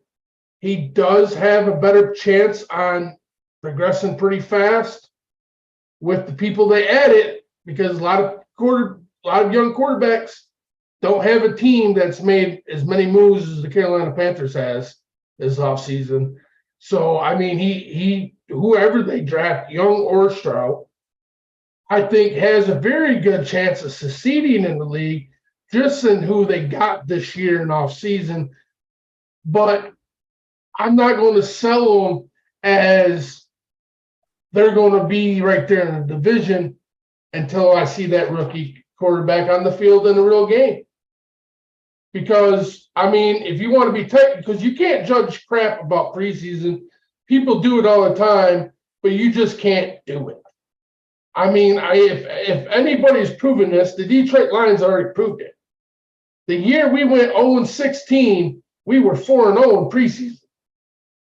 I remember that year like to this day, because you'll never forget going 0-16. I don't care how many times you've tried. Trust me, I've tried a lot.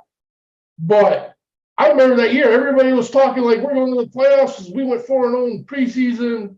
We all looked good. And then 0-16, and it was like, yeah. But you feel stupid now for making all those posts on social media about how we were going to go to the playoffs after going 4-0 in the preseason. And we didn't even win a damn regular season game that year.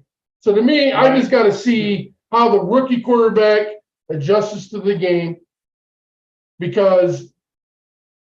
But you know what I mean? It could be another Trubisky situation where they do get there and the team on defense and everywhere else performs such as a high level, it makes it very easy for the rookie to get balls off, to score points, and have a good stellar season. So it's a possibility, but right now, you can't take New Orleans away from that number one spot in that division right now. Yeah, and I agree, but I just felt like Carolina, has an opportunity. Oh, for sure. That division. I think that they're going to be right in the thick of it. None of the teams were that great this last year. No. And so it's anybody's division. Oh, for sure. You can make a case. Well, you can't forget about Atlanta either. Make a case for Carolina. Yeah. You can make a case for Tampa. Oh, yeah. The only and we haven't even talked about Atlanta. Atlanta's done some really good things too. You're right. The only thing with Atlanta, same situation as Carolina on quarterback play. That's the only question. Those two teams. They're going to run with Ritter. Maybe not this year. I still think it's going to be an exciting division. I want to pay a lot of attention to it because there's going to be a lot of pieces to pay attention to in that division. How good has Atlanta got? How good has Carolina got this year? Where's New Orleans at? How good did Baker and Tampa do? Because if Baker takes Tampa and revives his career right now. Say he makes a good run in this, in their season that's not looking promising. And say they can get interest going into next year and have another good offseason. That division could be a lot better by 2024. That could be a hard division for the NFC side. And to me, the only real hard division on the NFC side right now is NFC East. Yeah. And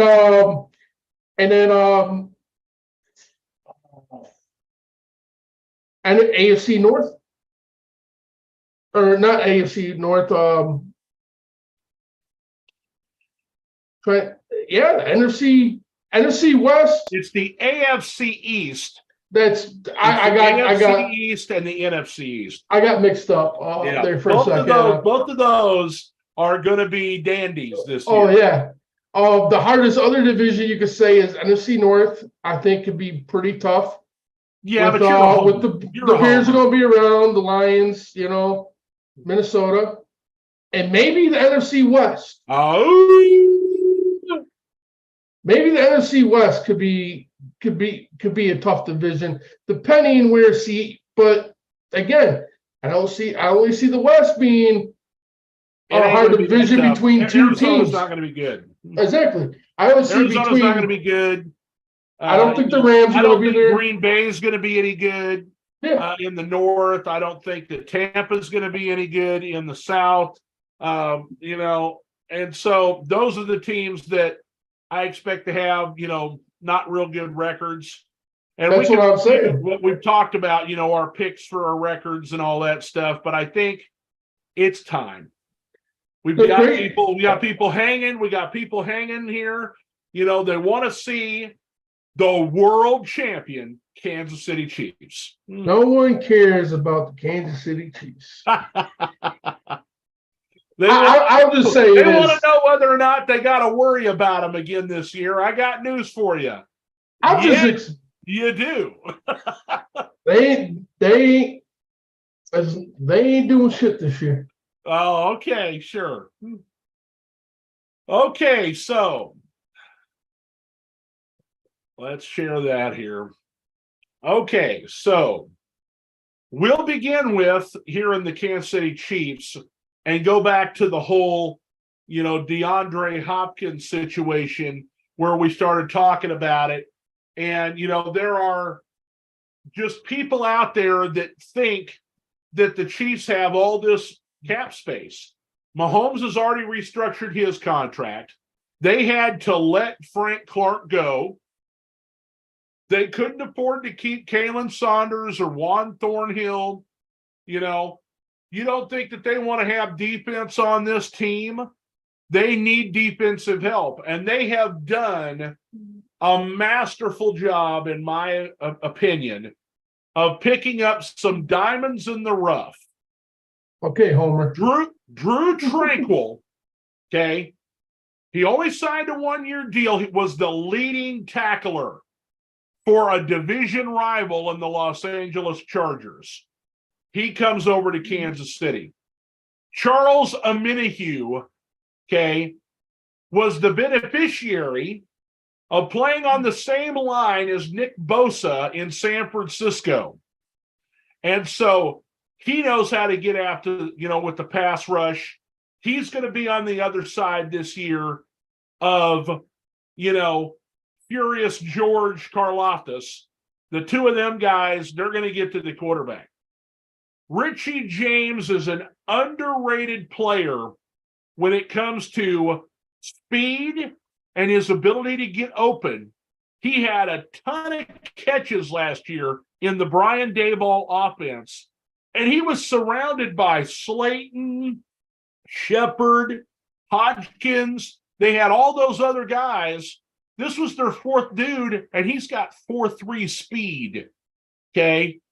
And so I like that they brought these guys in. They got rid of Orlando Brown Jr., who was a liability at left tackle.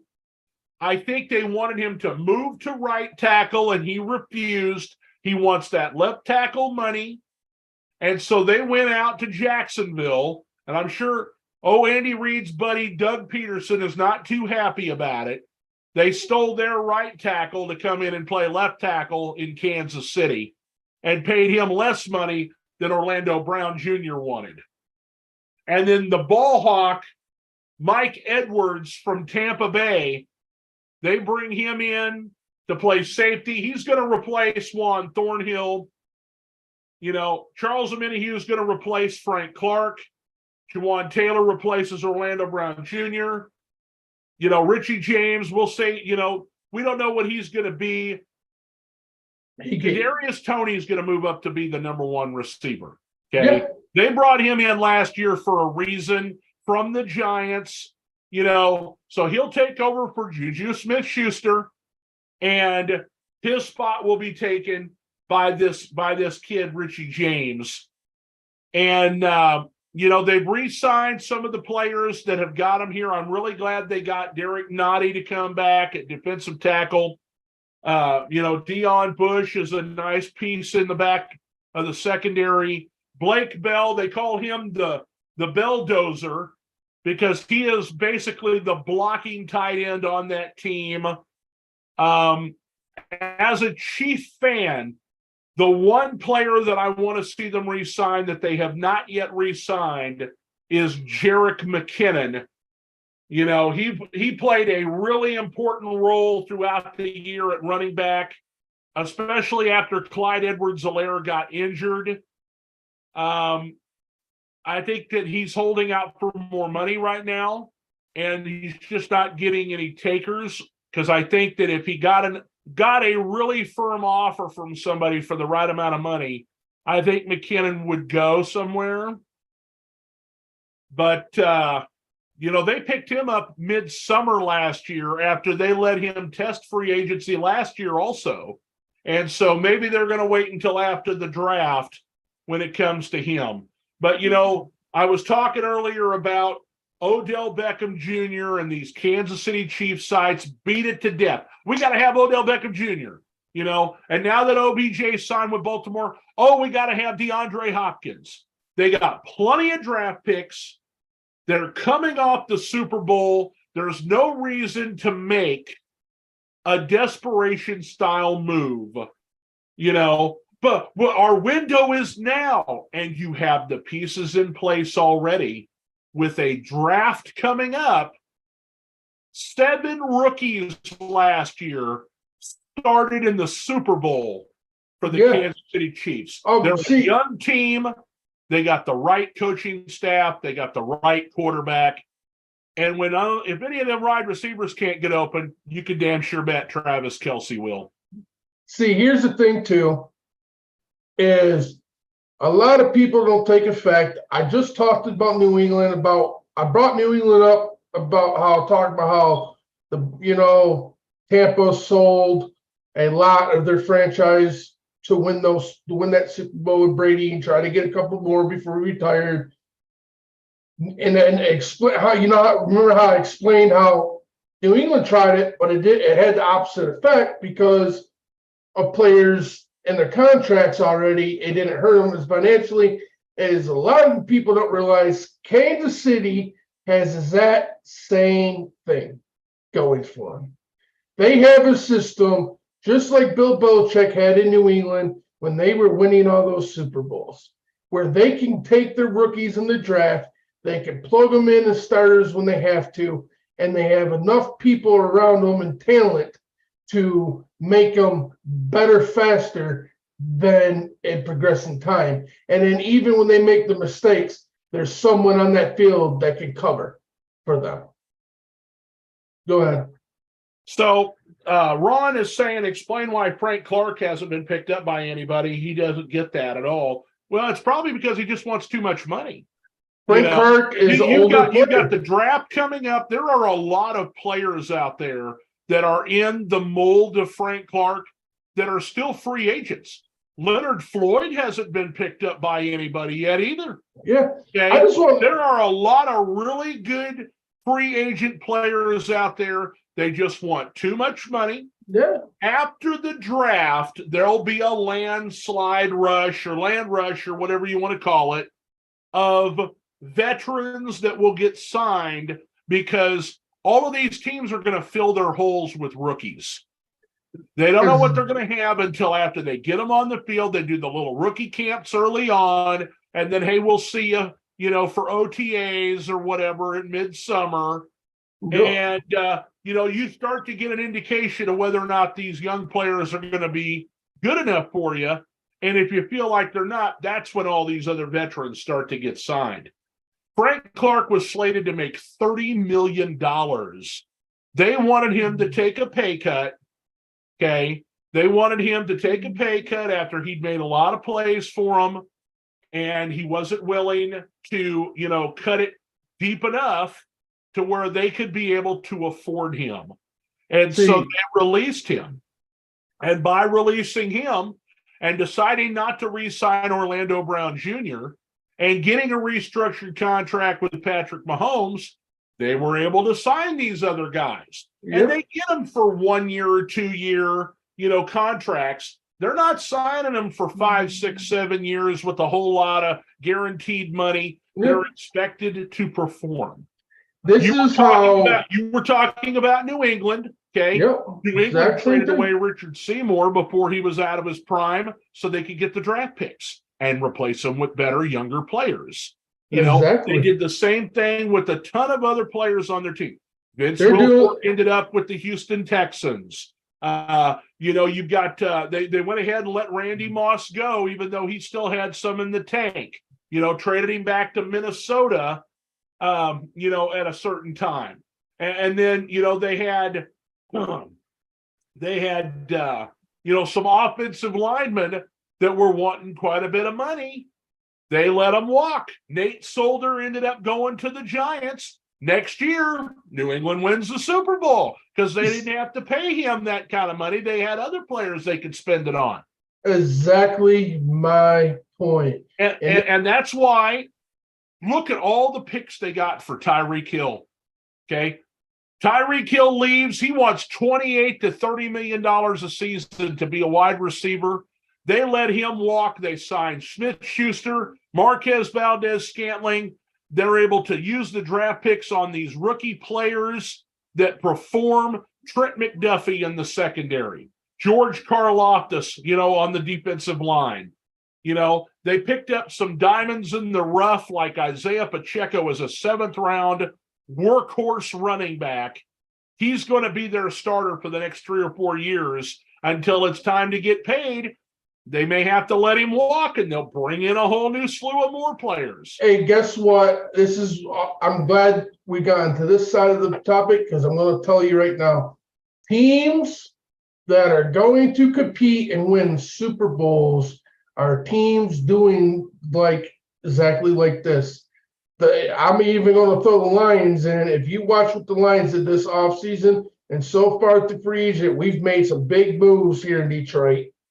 But one thing we haven't done is spend a lot of money. We started with 33 to 38 million, somewhere in that range of free cap. The last time I looked at the Lions free cap space, we're still sitting at $23 million in free cap space after all the signings and all the moves we've made this offseason. Smart teams to be good in this league, to become a championship caliber franchise, and to stay that have to work the cap like this. And a lot of players, I want to tell you right now why you might see Frank Clark still on the free agent. It has a lot to do with the money because these players signing these big ass contracts like Patrick Mahomes, Russell Wilson, what Lamar Jackson wants. All these big ass contracts, what these players are not realizing. It works when you're young. It works when you can back it up, like Patrick Mahomes. But you know what? Where it's going to cost you and cost all your buddies is when you become like a Frank Clark. You're older in age, but your play's still there.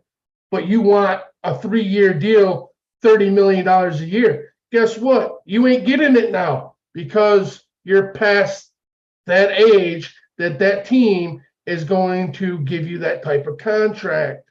So they're going to make you wait until you finally break down and be like, well, I still want to play. So yeah, I'll sign a 1-year deal with you for this amount of money. And then you're going to find yourself in the same position you were next offseason. It's going to be bad because I don't think Patrick Mahomes will ever leave Kansas City at this point. I think he will finish his career rightfully so, with the Kansas City Chiefs. Now, there might be a moment where he does leave, like in the Tom Brady, after he spent all those years there, maybe towards the end of his career, maybe go somewhere else and tries to win another Super Bowl with another team. Now, if he plays like he's been able to for the last few years, I'm sure Patrick Mahomes will have the opportunity because with Brady gone, he's the face of the league. He's the tomorrow. He's the next icon now with Brady out of the picture of quarterbacks. He's the number one. There's no doubt about it. Now, for another quarterback, like say, look at Wilson in Denver. Denver, if he tries to leave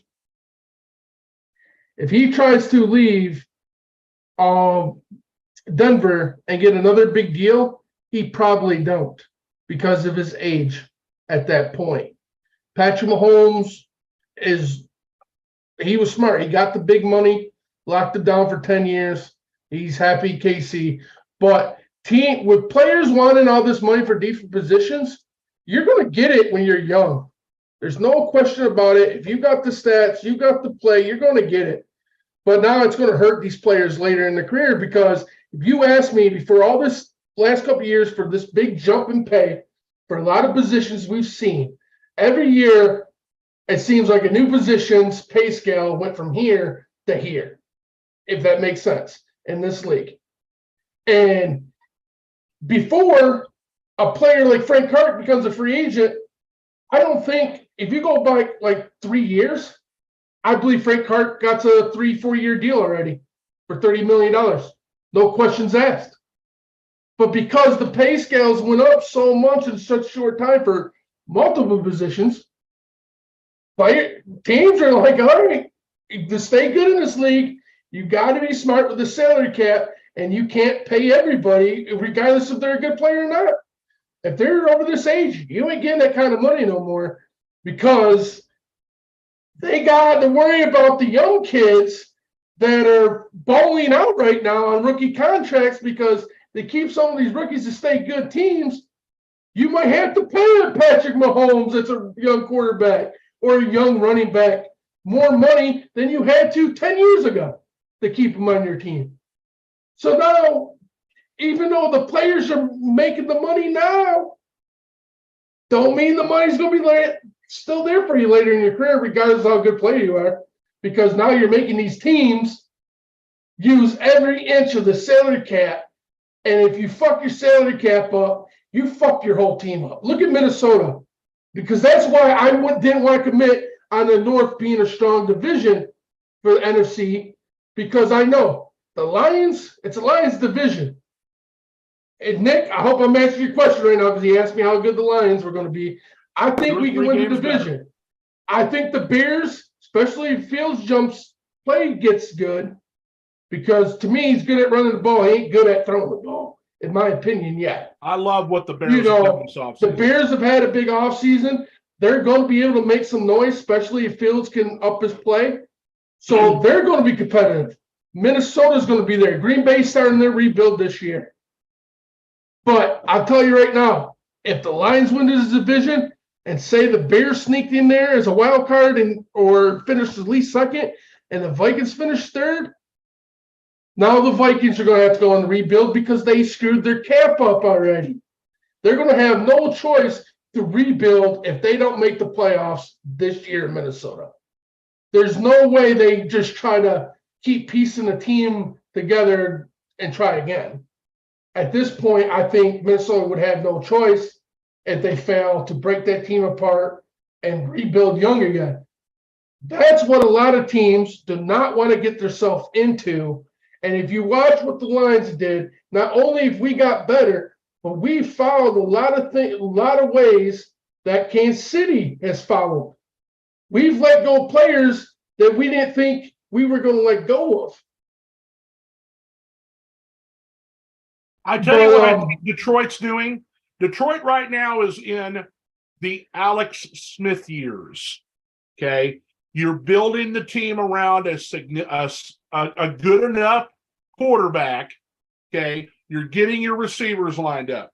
You're getting your running game lined up. You're building your offensive and defensive lines. I still think you're at least one more year away from drafting your quarterback of the future, where they can sit, depending on if it's going to be somebody that can start right away or they sit and wait one more year. and they play, they bring that rookie quarterback or first-year quarterback in to replace Goff. I don't know how much longer Goff's contract runs, but I would think that they're going to want to coincide it with either the opportunity to trade him to another place like they did Alex Smith, went to Washington for Kansas City, or it'll be the end of his contract and then he moves on and does whatever. Well, they bring in the new player. Hey, this is what I'm going to say. If Goff can't take us on a good playoff run, because I think we make the playoffs, and if he can't make a run and they choose to go get a young QB out of the draft, I still think Goff gets re-signed, because I don't think you just turn this team over to a rookie, because you still want to try to make the playoffs. How much longer does he have on his contract? If I'm not mistaken, this year is going to be his last year on the deal. But here's the thing. Goff this year was 28 years old. He's only 29 this year. Yeah. If he plays better than he did last year, he's got 5 or 6 years left in his career for sure. I hate to break this to you, Lions fans. I really do. But if he stays in the top 10, the top 5 quarterbacks this year, Goff is getting re-signed to Detroit. He ain't leaving. They've made it known already that they believe Goff is the guy in here in Detroit. I also believe Detroit would be sitting pretty, because even though Goff is going to want money, we're going to have the money to give him. But here's the cool thing. I still think we don't get ourselves in a big contract like Denver or even KC or even Lamar Jackson situation. I think we still get somewhat of a hometown discount for Goff, because Goff is going to show loyalty to the Lions. Because if we don't get him and don't give him the reins to this franchise and let him become a starter again, most teams would have already got rid of him. You know what I'm saying? We gave him a chance to be a starter. He don't want to go back to not playing, and he's really going to have to, question it. Is he going to walk away from another team that could possibly get him to the Super Bowl to go want to play over here for more money in the same situation that he just helped the Lions get out of? You know what I'm saying? That's going to be a lot of play factor in where the Lions go quarterback. Do I think we draft a quarterback next year? I think we do. Probably a backup, but I'm waiting to see. The Lions just had Brett Hooker here last week on a visit. I think they draft Hooker later in this draft for a backup QB. And I think as long as Goff stays where he's at and the team the team only gets better and wins the division, I think Goff's going to stay here for at least another 5 years. He's going to have a chance to be the legit starter. And guess what? I'm okay with it. As long as Goff is playing how he's playing. As long as he can play on that level, be a good quarterback. You don't need to switch a quarterback if you're winning football games. How much teams pay the quarterback all the money because he won you games, and then they become crap because they don't have the same guys around them? It happens a lot. You know what I'm saying? You got to win championships, you have to play as a team. I think Kansas City has proved that, because even though Patrick Mahomes is the best quarterback in the league now, with Tom Brady gone, obviously, I still think he's better than Rodgers. He's proven that. So, but what I'm trying to say is, if you look at KC, does Mahomes win KC a game every now and then? Of course, from the moves he can make. Is he winning every game for KC? Hell no, he's not. Because I've watched the defense pull out a win to seal a deal many times. I've watched the running backs pull a game and seal the deal for them. Why not? They play as a team. That's the big picture. You don't want Lamar Jackson. You don't want a guy like Lamar Jackson who's saying, I'm the best. I deserve all this money and all the, because I do this. Yeah, you do that, but you don't mean you're the best. Because if you use the best as a quarterback, Baltimore would have a lot more playoff wins on his back. Go ahead. So anyway, I thought I'd show our current standings. These are the predictions, picks with David, just to what we think is going to happen so far this year. We talked about the NFC West earlier. I have Seattle winning, and the reason why I have Seattle winning the West is because of the losses on defense by the 49ers. They lost quite a few defensive players, like 5 defensive line rotational guys, including Charles Omenihu, who we talked about, who went to Kansas City. And so, just working our way across, me and Chris both think New Orleans is going to win the South. Oh, yeah. We both got Detroit winning the North. I think that Philadelphia has taken a lot of losses in free agency. I think the Giants will be in the thick of it, but I got Dallas winning the division this year. We have the Jets winning the AFC East because we believe Aaron Rodgers is coming over there, and we haven't seen a lot of improvement from the Buffalo Bills this offseason to their team. Cincinnati lost some defensive players, gained who I think is a leaky left tackle, but they're going to win their division, but Pittsburgh's going to be in there. Jacksonville's still going to rule the South, as all of those teams are really rebuilding. Still haven't heard anything about Derrick Henry being traded still. That's the reason why they have such a low record on here. Kansas City still the best team in the AFC and probably the best team in the NFL. We see Denver coming up because of the Sean Payton factor. The Chargers will be right in there.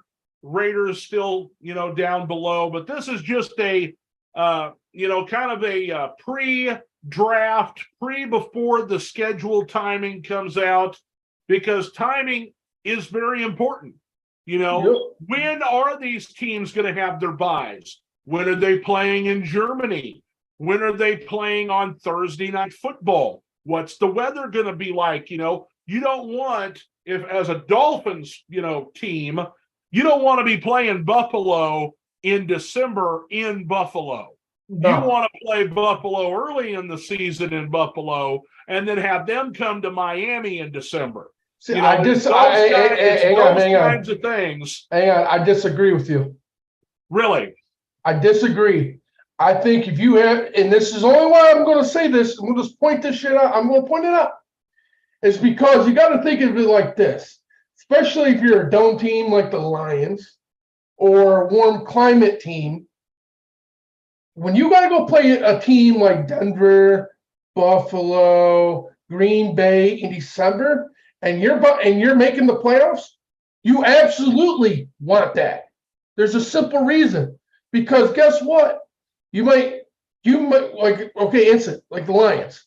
I'd rather see the Lions play Buffalo. If we got to play Buffalo again, and again, I don't think we do, but I'm just an example, guys. If we got to play Buffalo in the air and we have to play Buffalo in Buffalo, I don't want to fucking play them when it's still 70, 60 degrees out. I want to play them in December because guess what? I might have to go on the road to a cold climate team in the playoffs.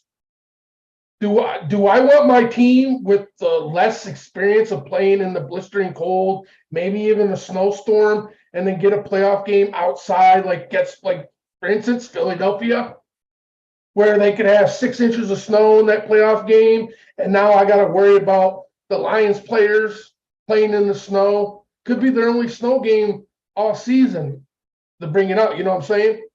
Or I understand. I understand that you want your team to be tough and everything, but the statistics show out that for sure weather affects these teams. If 100%. If you need a victory to make the playoffs, okay, do you want to play in, once again, Miami, Buffalo? Do you want to play Buffalo at home in December when the weather's decent? Or do you want to play in Buffalo in December when you got to win that game? Okay. So that's what I'm talking about is that, the timing matters when it comes to a lot of these situations. There's going to be a game in Mexico. There's going to be 2 games in Germany. There's going to be 2 games in London. You've got the opportunity now for teams to play twice on Thursday night. That's going to be, short weeks for some of these teams. Yeah. If you're coming off a Sunday night game and then got to play Thursday night, and you got the crap whipped out of you because you played a powerhouse, and then you got to play another powerhouse on Thursday night, you're not going to probably win back-to-back games if you're having injured players, and the weather, all that stuff factors in. And so that's what I was saying when it comes to the way that we had our, pre-predictions before the draft and before the schedule timing. That was what that was all about. I mean, to me, 100%, this is still how I look at it. I think anybody as a fan, if you need a game to make the playoffs, of course, anybody's going to want that in their home stadium. You'd be dumb if you disagree with that statement. Right. But in the other hands, I'm still okay with having to go to a cold climate and play outdoors to win that game as well. Because, again, if my team can't win that game to make the playoffs, what the hell makes me think they could go to the Eagles, per se, for the NFC Championship game and blistering cold and beat the Eagles to go to the Super Bowl? And I understand that, but you're not taking into account that maybe that particular time of year you needed to be at a certain time or a certain weather. Maybe you've got some injured players during that week. For sure. That kind of stuff all factors in. We're not fortune tellers here. We're not fortune tellers. And here's a cool thing. I haven't brought this up. Go ahead. I haven't brought this up.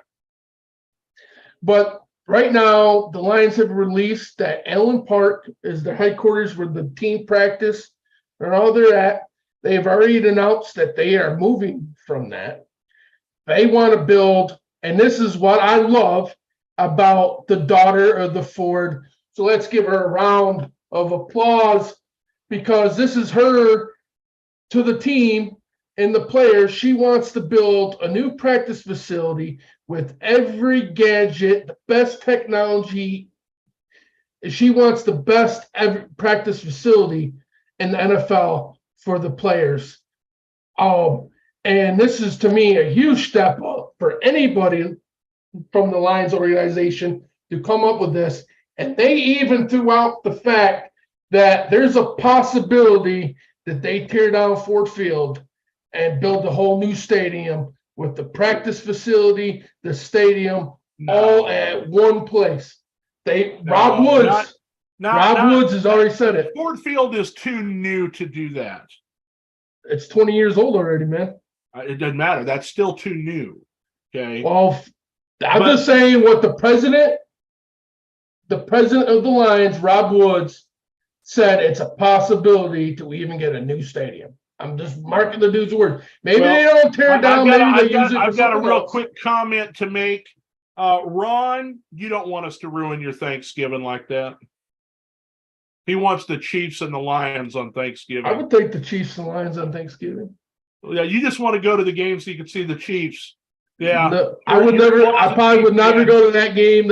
I knew it. To go to that game. I mean, don't get me wrong. I would love to go to that game, but I'm not gonna. I'll be honest. I gotta find a great deal on tickets before I pay those prices. Yeah. I've seen the prices. Closet Chief fan.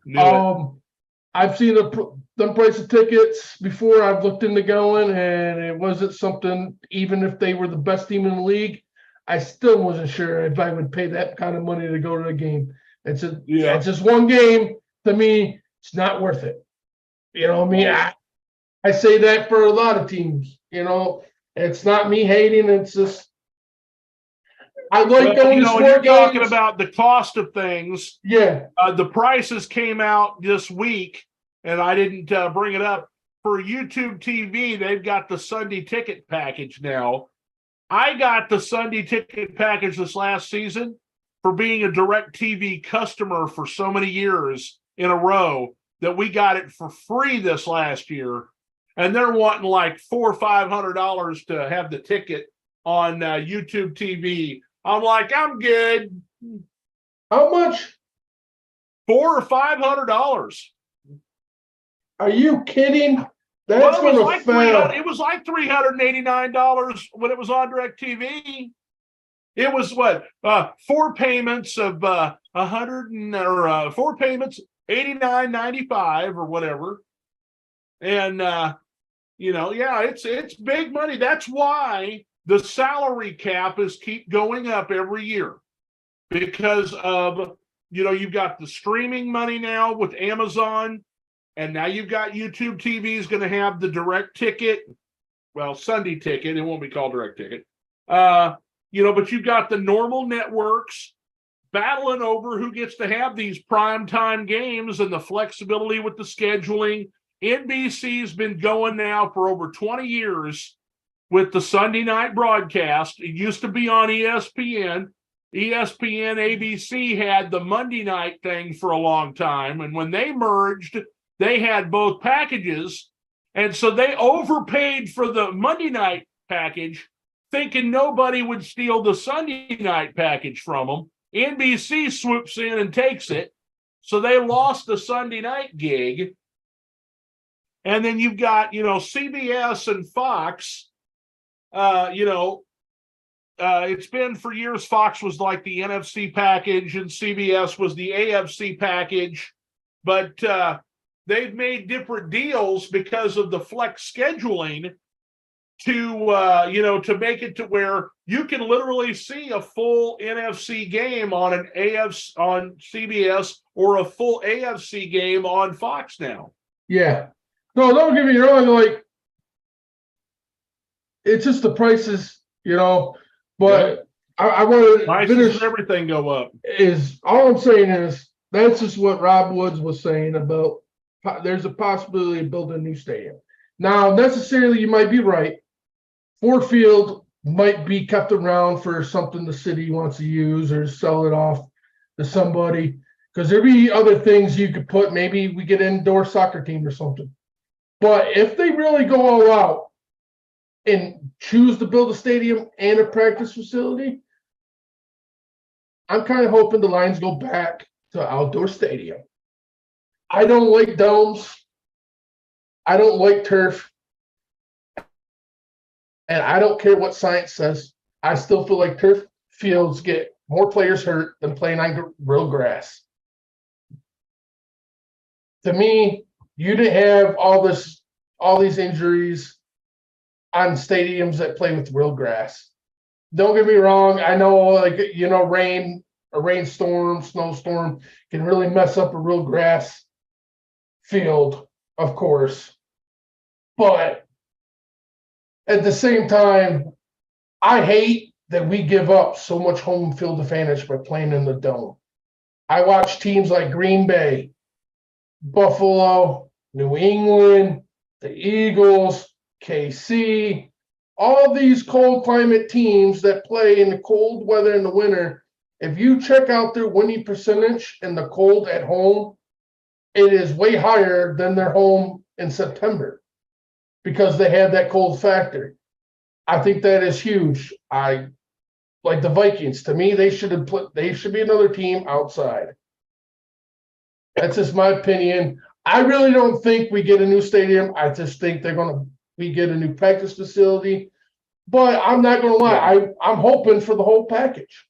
They haven't released. They're still in discussion and which way they're going to go. But Rob Woods just say it's a possibility to get a whole new stadium and a practice facility, kind of like the New England, all at one place. Ron, you need some of that Dan Patrick Show tailgate moonshine. Win or lose, we celebrate. I mean, see, I'm a fan. I believe a lot of NFL fans are not like me. It's because, of coming up in these trash talk groups before the Renegades and turning it more into real football discussions with trash talk here and there. When I was just in solo groups of trash talk, people always used to come at me especially when I did my GOAT videos, because I would never shut up, and they always wonder how can they shut me up. It's because I can watch a game, win or lose, I can walk away with the positive things that we did do. Sure. For a whole game. Like even through the whole rebuild, everybody is talking shit. Everybody's like, why are you pissed? Simply because I watched the game. We got half of the stars on our team, and all season, yeah, we won 3 games the first year with Dan Campbell. All the season, I watched us lose, right? But every game, you were in the thick of every game. We could have won it.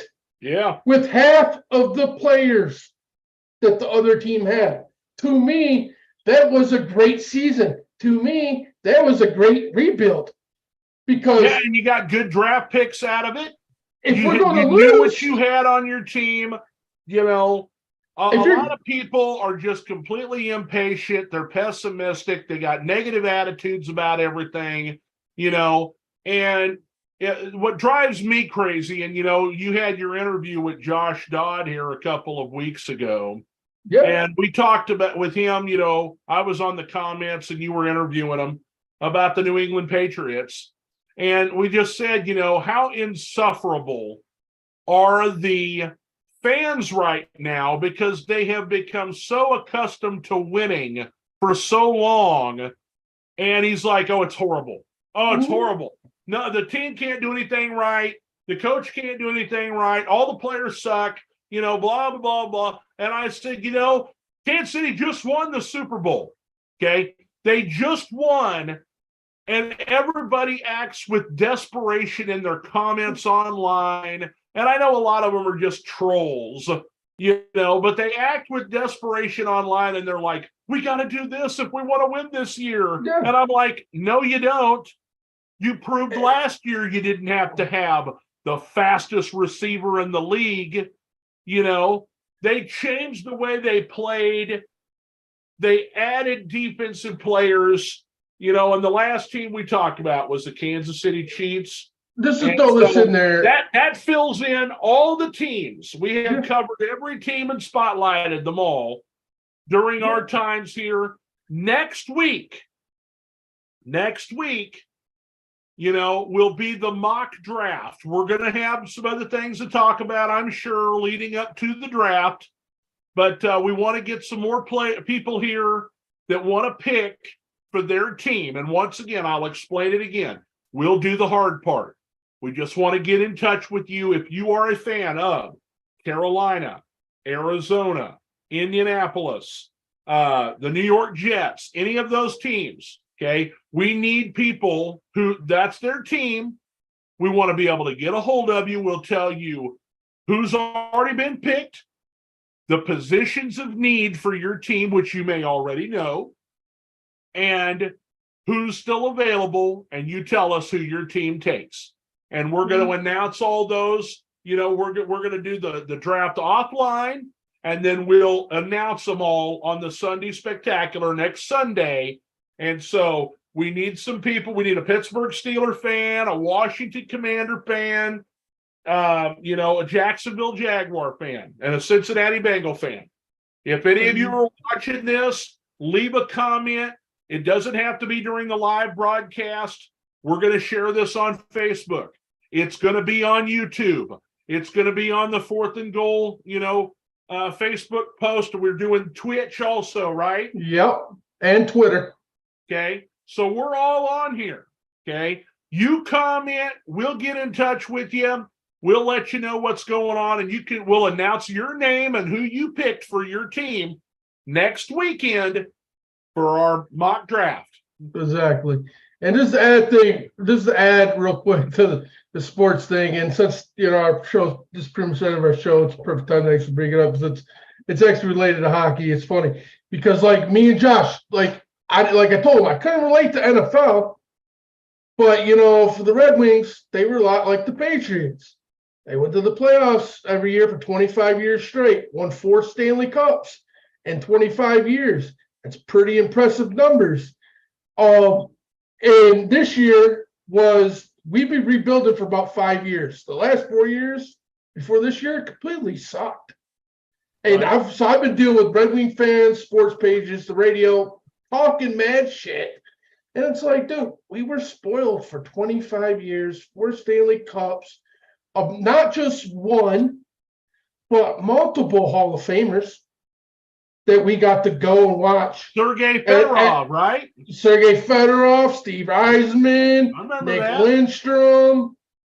I mean, the list go. Brandon Shanahan, Chris Osgood, Mike Vernon, Dominic Hasek. I mean, that's like what? Hasek came through Detroit. I didn't know he was in there. He won 2 Stanley Cups with us.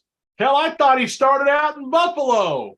He did, but then he came to us, and then he won the Stanley Cup in 2002 with us, and then he retired. And it was funny because he retired and he went and played roller hockey in like a professional semi-league as a forward and got kicked out because he hit a dude with a stick right in the head because he flipped out because he wasn't playing goalie no more. And the guy did something dirty to him, and he took the stick and hit him over the head with it. And then he came back to the NHL in 2008 and rejoined the Red Wings and won another Stanley Cup. Him and Osgood. So he actually won 2 Stanley Cups with us. So all these years, and then here we are this year, that even though we weren't going to make the playoffs, but we technically did not get eliminated from playoff contention until we had like maybe 4 games remaining. So to me, that is a huge step up in this rebuild. Right. We're going the right direction. We just didn't have it. We were just off that much. Fans lose patience. Fans lose patience. And they start to see something get better, and then somebody makes a decision that they don't agree with, and they lose their minds. Exactly. And so I mean, that's what being a fanatic is all about sometimes. But the whole point of the story is I had to call out a Detroit sports page, and I won't associate with them. I won't even share a broadcast in it now because I know they're a trash page. They literally made a post and put the shit emoji across all of our teams. And then with the Lions, with the I don't know emoji, like just shooting shots at Detroit, at the Lions now. And I'm like, and you're supposed to be a Detroit page? Because I expect the Tigers and Pistons should have the shit emoji because those two teams have shown they're not a good team at all. The Tigers have lost more games than they won, and they're only 2 weeks in the season. And the Pistons finished the worst team in the NBA again for like the 3rd consecutive year now. So the one team is they had I don't know emoji for the Lions. And I'm like, this is the one team that probably deserves a crown. They're favored to win the division. We have them winning the division. They're on the upswing. I love their coach. I think he is a tough guy. I loved learning about the team this last year on Hard Knocks. And, I think that really showed a spotlight on, what is a blue-collar team, that has not enjoyed any success for years. And it makes a lot of people out there want to root for them. Yeah, and I'm rooting for them. Hey, I think I know I might sound like a homer when I say this. Yeah, but HBO, if you just happen to see this broadcast, let's run it back on Hard Knocks again. Yeah, you can't. I forget who I will have that information on the next broadcast. Who is the teams that can host Hard Knocks? Because it's got to be a team that hasn't been on in 5 to 6 years. It's got to be a team that doesn't have a brand new head coach, and I think it limits it down. I think the Jets are actually one of the teams, and that would be interesting. Interesting. I think it's the Jets. I think it's Carolina's got Frank Reich. That's not Carolina, but I will have that information on who are the teams that are possibly going to be Hard Knocks this year. And, maybe we'll have a little poll and think about who we want to see. But if the Jets are on the list, they got to be the Jets. I've had enough for the night. It's been a really good show once again, and I want to thank everybody for joining us. Yes. We'll do it again next week. The mock draft. Looking forward to it. Sign up. Get in contact with us. Let us know who your team is so you can pick. It's going to be a lot of fun, and I do plan on doing a weekly broadcast this week. So, again, if you're watching this, you want to be a fan I interview, please shoot me a message. If not, I'll be on the prowl to find somebody. Not sure if it's going to be Tuesday or Thursday. But pay attention to the banner. I will always share the banner if there's one. I do, again, want to apologize for not doing one this week. A lot of stuff happened. I had my eye mess up. It looks a lot better today. That's why we had a live tonight. Because if it was like yesterday where I could barely keep it open, I probably would have postponed this broadcast. I'm glad that I went in and got the meds I needed. So, well, you've been feisty tonight, buddy. I have been feisty tonight. It's because, I was looking forward to this weekend, and then my eye messed up the last 2 days. So I really didn't do shit. I didn't get to do shit with my weekend, except sit in this house. So, and then today, yesterday after I went to the doctors, I got meds. My eye felt a little better. I got my moped fired up and took it for a little ride until I lost the sun. And then I started cooling off. And then this morning, I finally busted out, rode all the way out by the lake, sat by the lake for a little bit, rode all the way back home. And then I was trying to do a couple more things to get out of the house before I had to get back here and get ready for the broadcast. And everything I tried to plan doesn't do nothing. So I've had all this energy today because my eyes felt better. I opened my eye and there was nothing for me to go do.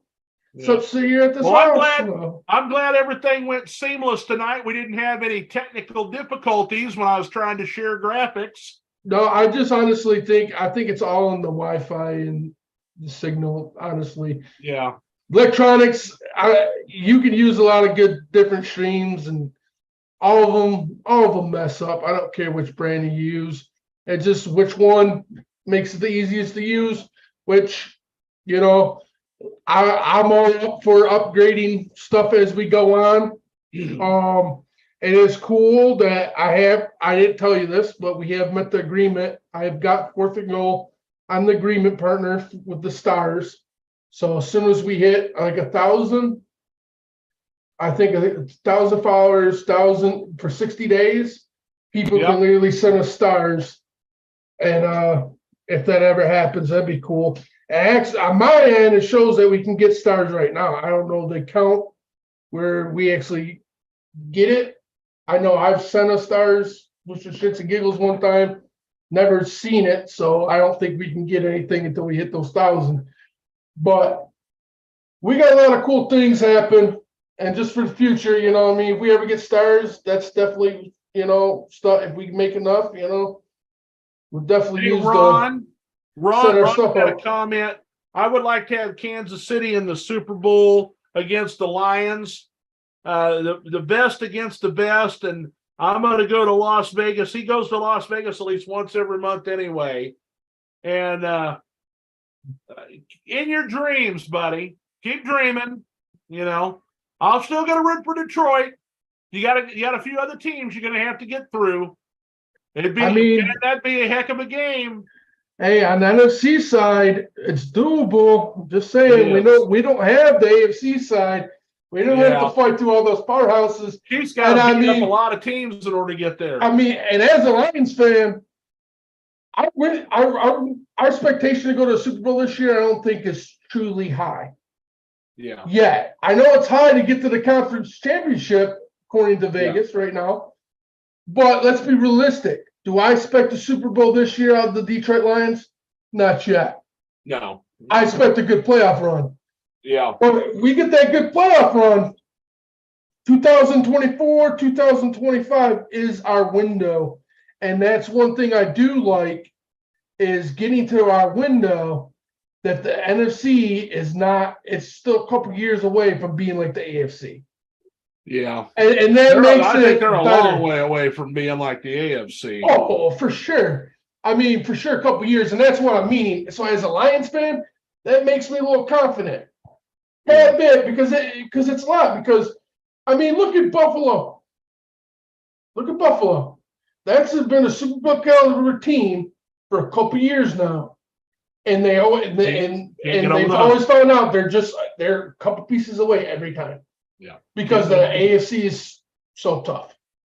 And Kansas City, they got the New England thing going where they're the destination on the map and they can plug anybody in that they want and still be good because of how they built that team.